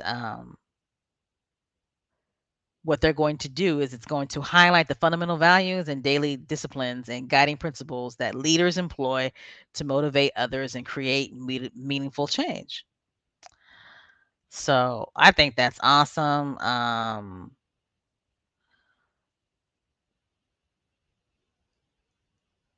Now it's going to be interesting to see if they actually talk to Ruth, Supreme Court Justice Ruth Bader Ginsburg,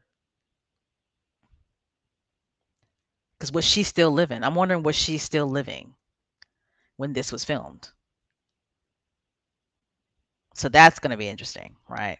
And then of course, Greta Thunberg. You know, she's the social justice. She's the. I'm sorry, I'm getting her mixed up. Bader. Wait, is this thing? Wait, hold on. Let me put my glasses on.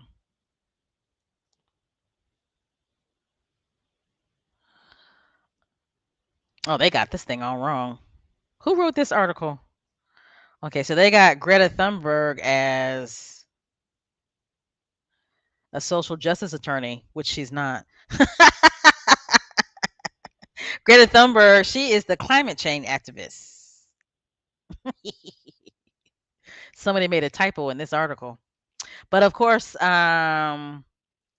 they've got the New Zealand Prime Minister, which is awesome. Her and Megan seem like that they got along very well. So I'm glad that she's being featured in this docuseries. And of course, Gloria Steinem is in here, which is awesome.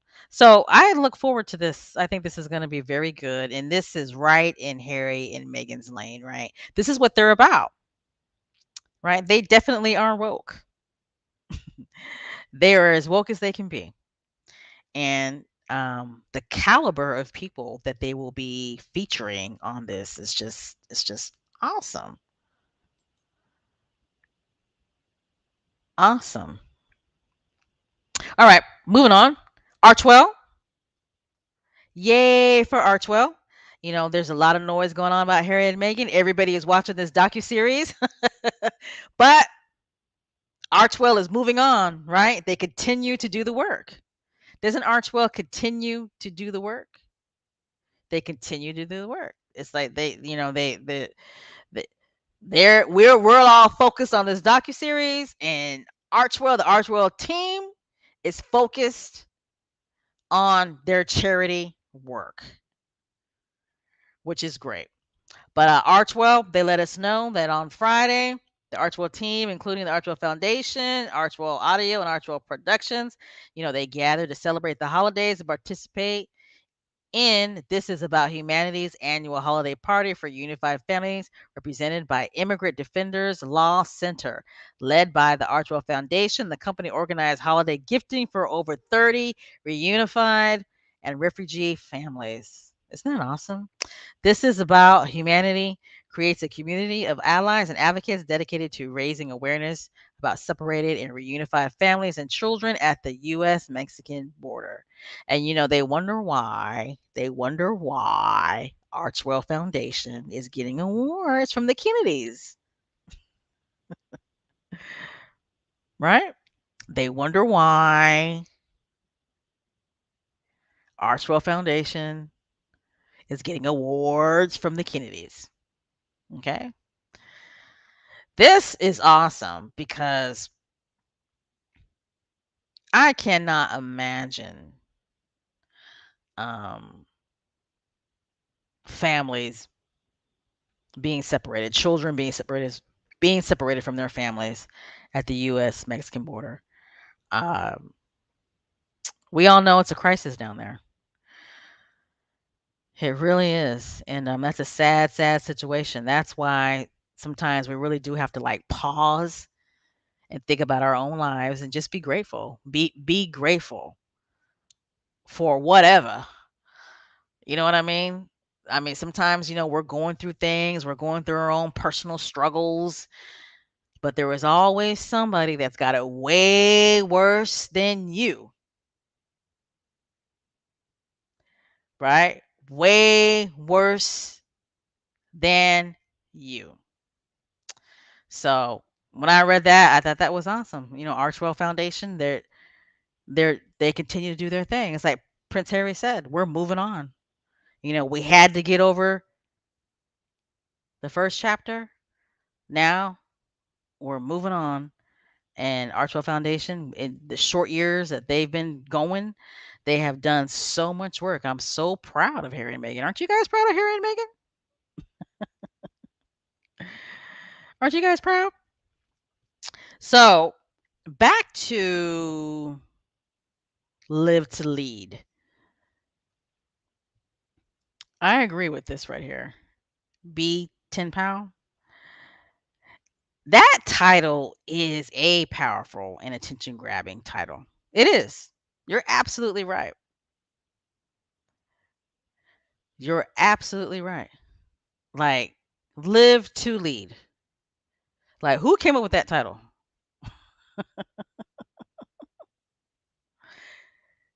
It's like, whoa.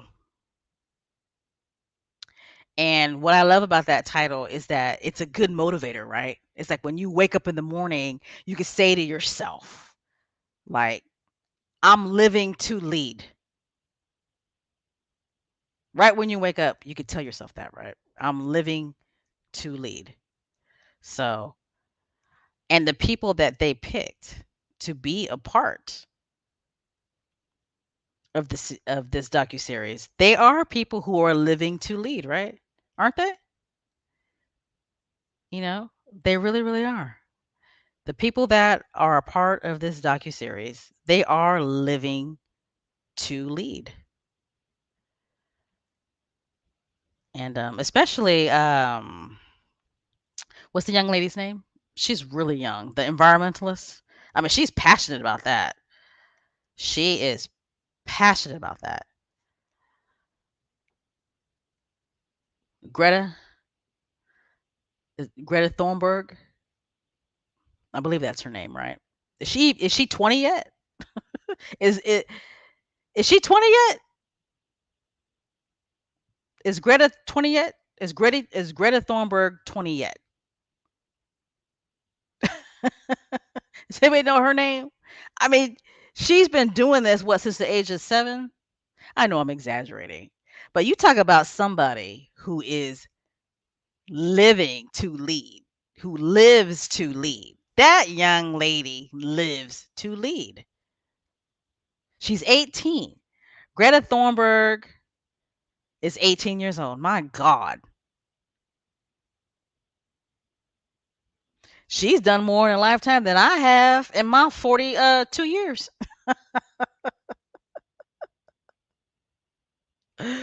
Oh my gosh.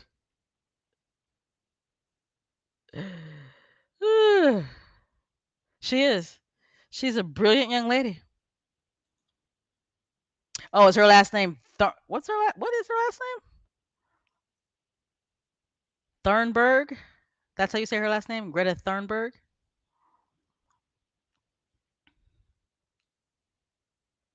Or is it Thornburg? You guys know I'm not good with names. We'll just call her Greta. He sure did. You're right, Eleanor. Trump did try to shade her. He sure did. Because I think they both were at the United Nations, and I think Trump walked by her. This was a few years ago now. Trump walked by her, and she was giving him dirty looks, I think, and then she said her passionate speech, and I think Trump he was like she needed to calm down or why was she so angry or something like that. He sure is. Trump is an idiot. He is an idiot. You're right, H9. He's an idiot. But you know what? Trump, he's going down. He's going down. He is going down. Okay, so Greta was 10 years old, sitting out in front of the government offices, protesting every day. I remember that for years. I remember that. I do. I remember that. I mean, again, perfect title for her. Live to lead. That's what she does every day, right? She lives to lead. Very dedicated young lady, especially for somebody who's only 18 years old. My God.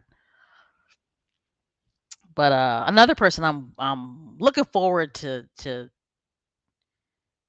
seeing is the New Zealand Prime Minister, Jacinda Ardern. Jacinda Ardern. I'm looking forward to seeing her featured because look what she's done for New Zealand. Look what she's done. Look how much she's accomplished for New Zealand. My God, I can't wait to see her. And of course Gloria Steinem. And this South Africa's national rugby union team captain. I would love to. I want to hear his story as well. And I am not even going to try to say his name, but I'm thinking his name is Saya. But I that's the that's the brother that Prince Harry was dapping. Well, Prince Harry was dapping all the brothers on the South African rugby team, but I can't wait to hear his story. I can't. But Live to Lead, whoever the squatty was that brought up the fact that's a very powerful, attention grabbing title. Absolutely right. You nailed that. Absolutely right.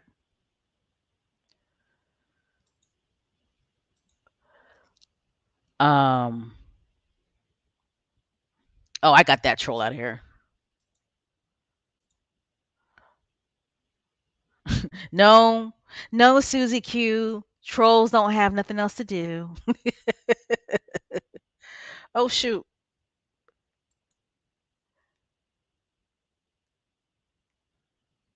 I think Gwendolyn was blocked by accident.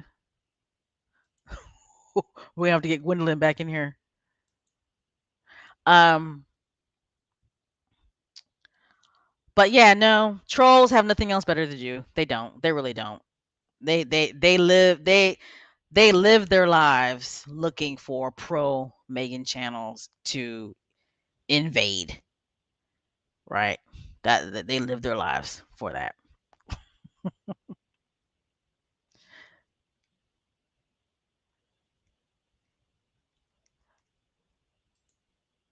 All right, let's see. Okay, I wanted to read this by Jamil. She had posted something on Instagram, and I thought it was so powerful. Of course, Megan is on my mind, right? Of course, she's on my mind. Um, but there's another Megan that is on my mind as well, and that is Megan Thee Stallion. Megan Thee Stallion is getting attacked left and right. For those of you who do not know her, Megan Thee Stallion is an African American rapper. She was shot in the foot by another rapper, and I think his name is it Tory Lanez that she was shot by. But anyway, she's getting it right. You got a lot of people calling her a liar. A lot of people saying that that she slept with Tory and she's just mad at him and that's why she's making up this lie and just really going in on her. She's getting attacked by the black community. She really, really is. She's getting attacked not only by black men, but she's getting attacked by black women as well. Sometimes we can just be our own worst enemy. Okay. I mean, just getting attacked. That's his name. Tory, is it Tory Lanez? I don't know nothing about him. Nothing. I don't listen to none of these boo boo rappers. None of them. I think they're all sorry. Like the probably the you would say, I guess you would say, okay, my son's 12. There's no rappers that he listens to that I like. Okay, none. So I would say a rapper that is not of my generation, that's younger than me that I listen to would probably be somebody like Future. Right? I like Future, but that's about it. I don't really care for Drake. But I like Future. That's about it. So I don't really listen to none of these boo boo rappers. But apparently he's a huge deal, right? Tory Lanez or Lanes, he's a huge deal. So the story is that they were all at this party. Tory, Megan Thee Stallion, like a whole bunch of people were at this damn party. Okay, and Megan was saying that she wanted to leave, and they didn't want to leave. Whoever she was with, she was like, I'm assuming she was with Tory. Um, didn't want to leave. And apparently this pool party was at Tori's girlfriend's house, who was one of the Kardashians. See, I didn't know that. I'm like, what? The Kardashians are involved in everything black, right? I mean, any and everything black. But anyway, that's a whole nother conversation. Apparently, Tori used to date or is dating or has a baby girl or a child by one of the Kardashian girls. But they were at this pool party. Megan wanted to leave, but something about Tori got upset, started calling her all kinds of names, calling her out her mouth, and he took out a gun and started shooting the gun, and some of the bullets hit her foot.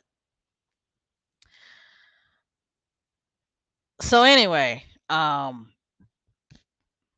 fast forward to today, there's a trial. There's a trial going on. Tori is on trial. Okay. And you got all kinds of people just coming at Megan, calling her a liar, saying that she slept with Tori and that she slept with all these other rappers. I mean, they're really gunning for her. And it's not just black men, it's black women as well. And that is so disappointing. So, so disappointing. This young lady lost her mom. She doesn't have her mom. And she's talked about how she's suicidal. They're saying that she's lying, that she's not suicidal. She's just saying that for empathy. Who does that remind you of to a certain degree? What other Megan has had the same thing or been accused of, I should say, the same thing, right? Megan, the Duchess of Sussex, right? Suicidal. And you had people claim that they didn't believe her, that she was lying, right? Everybody attacking her. So there's some similarities between Megan, the Duchess of Sussex, and Megan the Stallion. But the commonality with these two is that they're both women of color. They're both black women.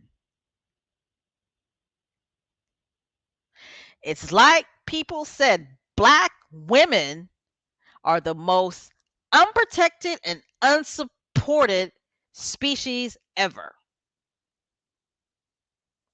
Ever.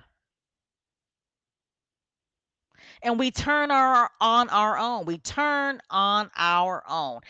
It's heartbreaking to see all these black women attack Megan Thee Stallion when there is documented medical evidence that the chick had bullet fragments in her feet. I don't want to spend too much time on Megan Thee Stallion because at the end of the day, right, this is a pro Meghan and Harry, channel, but it's okay. It's okay to talk about other people. But it's just heartbreaking. But back to uh Jamal. Jamil. I'm sorry. Jamil. She posted this on Twitter. I'm sorry. She posted this on I believe Instagram. And this is what Jamila had to say. To add to the list of horrors against women this year, detailed in my last post, I want to point out the horrifying treatments of the Megans, both Megan Thee Stallion and Meghan Markle, to watch literally millions of people lay into and pile onto these black women in clear distress with relentless and pervasive callous mockery and truly violent language to the point where at one point each woman has wished for death to make the bullying stop. It's been grotesque. Some argue it's okay because these women are famous or wealthy, which deep down we all know doesn't protect you from the impact of a global pylon. But more importantly, they aren't the only ones harmed by your words and actions. How you speak publicly about women bleeds out into our culture and society. Kids watch and learn, and they repeat these types of words and actions at school. Bravo. Bravo, Jamila. Bravo. I mean, it's just horrible. My heart breaks for Megan Thee Stallion. It really does. It breaks. You know, I just don't. I just don't understand. Where's the compassion? Where is the compassion anymore? Compassion. Where is the compassion? If you don't believe her, fine. But to be attacking her on a daily basis, knowing that she doesn't have her mom, knowing that she's suicidal. What is the point in attacking her? If you don't believe her, wait until the court case is over.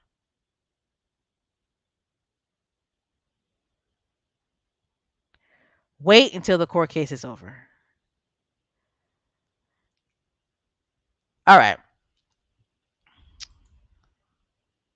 This is a positive message that I saw about Megan, and I wanted to read it to you guys. I wanted to share it and I wanted to read it to you guys because I thought it was awesome. And this person says, I used to work at a coffee shop close to her house in Toronto. Well, and I'm talking about Meghan Markle now. I'm talking about Meghan, the Duchess of Sussex. This person says, I used to work at a coffee shop close to her house in Toronto while she was shooting suits in the city. And honestly, she was like the nicest celebrity that ever came through. And where we were, we had a lot that would stop by during TIFF. I don't know what that means. She was a regular and would know our names and would always leave a generous tip. I'm not sure why people hate on her so much. Over the years, we got to know her as much as a barista can know a customer, and that woman was the most genuine we'd ever encountered. Isn't that awesome? That's an awesome post. Awesome, awesome, awesome. It's amazing that people let me take this down. It's amazing that people who have actually met Megan and who have actually interacted with her on more than one occasion have nothing but positive, nice things to say about her. Isn't it? All right, guys. We have come to an end to this podcast. But before we go, I'm going to go ahead and look into the chat. Let's see what you guys were talking about. I did see some trolls in the chat. I tried to block them. But trolls are so cute, aren't they? Because when you have trolls, that means that Harry and Meghan are doing the damn thing, doesn't it? Because, like, why would a troll even know about sexist talk, right? Like, why would a troll know about sexist talk? Oh, Miss Lydia, thank you for the donation. Miss Lydia, channel member. Okay, so Miss Lydia says, Special K, the verdict has come in and Tory was found guilty. Hallelujah! Off to jail already to await sentencing. Megan Thee Stallion is vindicated. Yay! Well, thank you for the information, Miss Lydia. Thank you so much. I did not know that. So thank you. My worry is though, I'm glad he was found guilty, but my worry is that it's going to even be worse for Megan Thee Stallion. That's my worry. That it's going to be worse for her. Like I said, and like a lot of squatties have been saying, this is bigger than Megan, right? This is bigger than Megan, the Duchess of Sussex. This is about racism and it's about sexism and how we need to protect women and be supportive. But especially black women, because black women get it twofold. We get the racism and the sexism. Okay. But thank you, Miss Lydia, for that news. I'm glad he was found guilty, but I am concerned for Megan Thee Stallion. I am. I hope there's a lot of support there for her and that she's got some people that are surrounding her with love. Okay. All right, guys. Like I said, it's time to end this podcast. Merry Christmas, everybody. Before we leave, I want to thank all of the channel members. Thank you, thank you, thank you. I want to thank everybody who donated tonight. Thank you, thank you, thank you. We really do appreciate it. If you are not a subscriber, I'm going to need you to go ahead and hit the subscribe button, please. Hit the thumbs up button, please. Don't worry about the trolls in the comments because I'm going to block their asses out. I'm going to remove all their comments, so don't worry about that.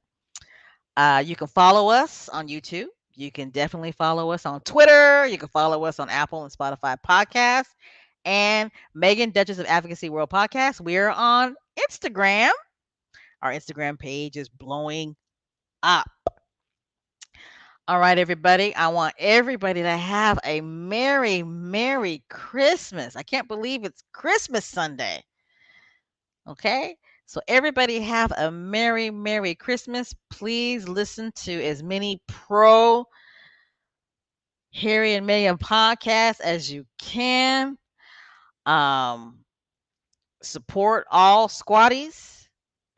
And if you want to, if you feel like it, watch the Harry and Meghan docuseries over the holiday weekend. Watch it again over the holiday weekend because I sure am. I just want to make sure that I've gotten everything. I need to watch episodes 1, 2, and 3 again because I don't watch episodes 4, 5, and 6 like 3 times. So I need to watch episodes 1, 2, and 3 again. And isn't Archie so cute? Oh my God, Archie is so cute. And he is a mama's boy, isn't he? He's a mama's boy. Sherry, you like my YouTube shorts? Yeah. Oh, we do have a TikTok page. We do. Yes. It, it's called Duchess of Advocacy. We're on TikTok now, guys. Okay, so I'm gonna be doing more TikTok, and I'm gonna be doing more shorts. Um, one of the shorts that I did, no, one of the videos that I did on TikTok, they actually flagged that one because they said it was abusive. Okay, the short that I have on YouTube that's called "Let's Diagnose Megan Haters." Well, I put that on TikTok, and they actually um flagged that and took it down because they said I was being abusive. Like, really? Really? But y'all gonna have people do TikToks diagnosing Megan? Get the fuck out of here. Anyway, all right, guys, it's time for me to go. You guys need to go ahead and go to bed. Did you see that? Did you see that H night? But TikTok said I was being abusive to the doctor that was diagnosing Megan as a narcissist. Really? Get the F out of here. You saw that, Eleanor? Eleanor, how are you doing? It's good to see you. All right, guys, I gotta let you guys go. It's late. It's late. All right, guys, you guys ready? Are you guys ready for our rebel yell? You ready? Before we do our rebel yell, don't forget to hydrate, stay safe, feed the chickens, no bad energy. My husband, my wife, love wins, right? At the end of the day, love wins. All right, guys, here we go. We're gonna get ready to do our rebel yell.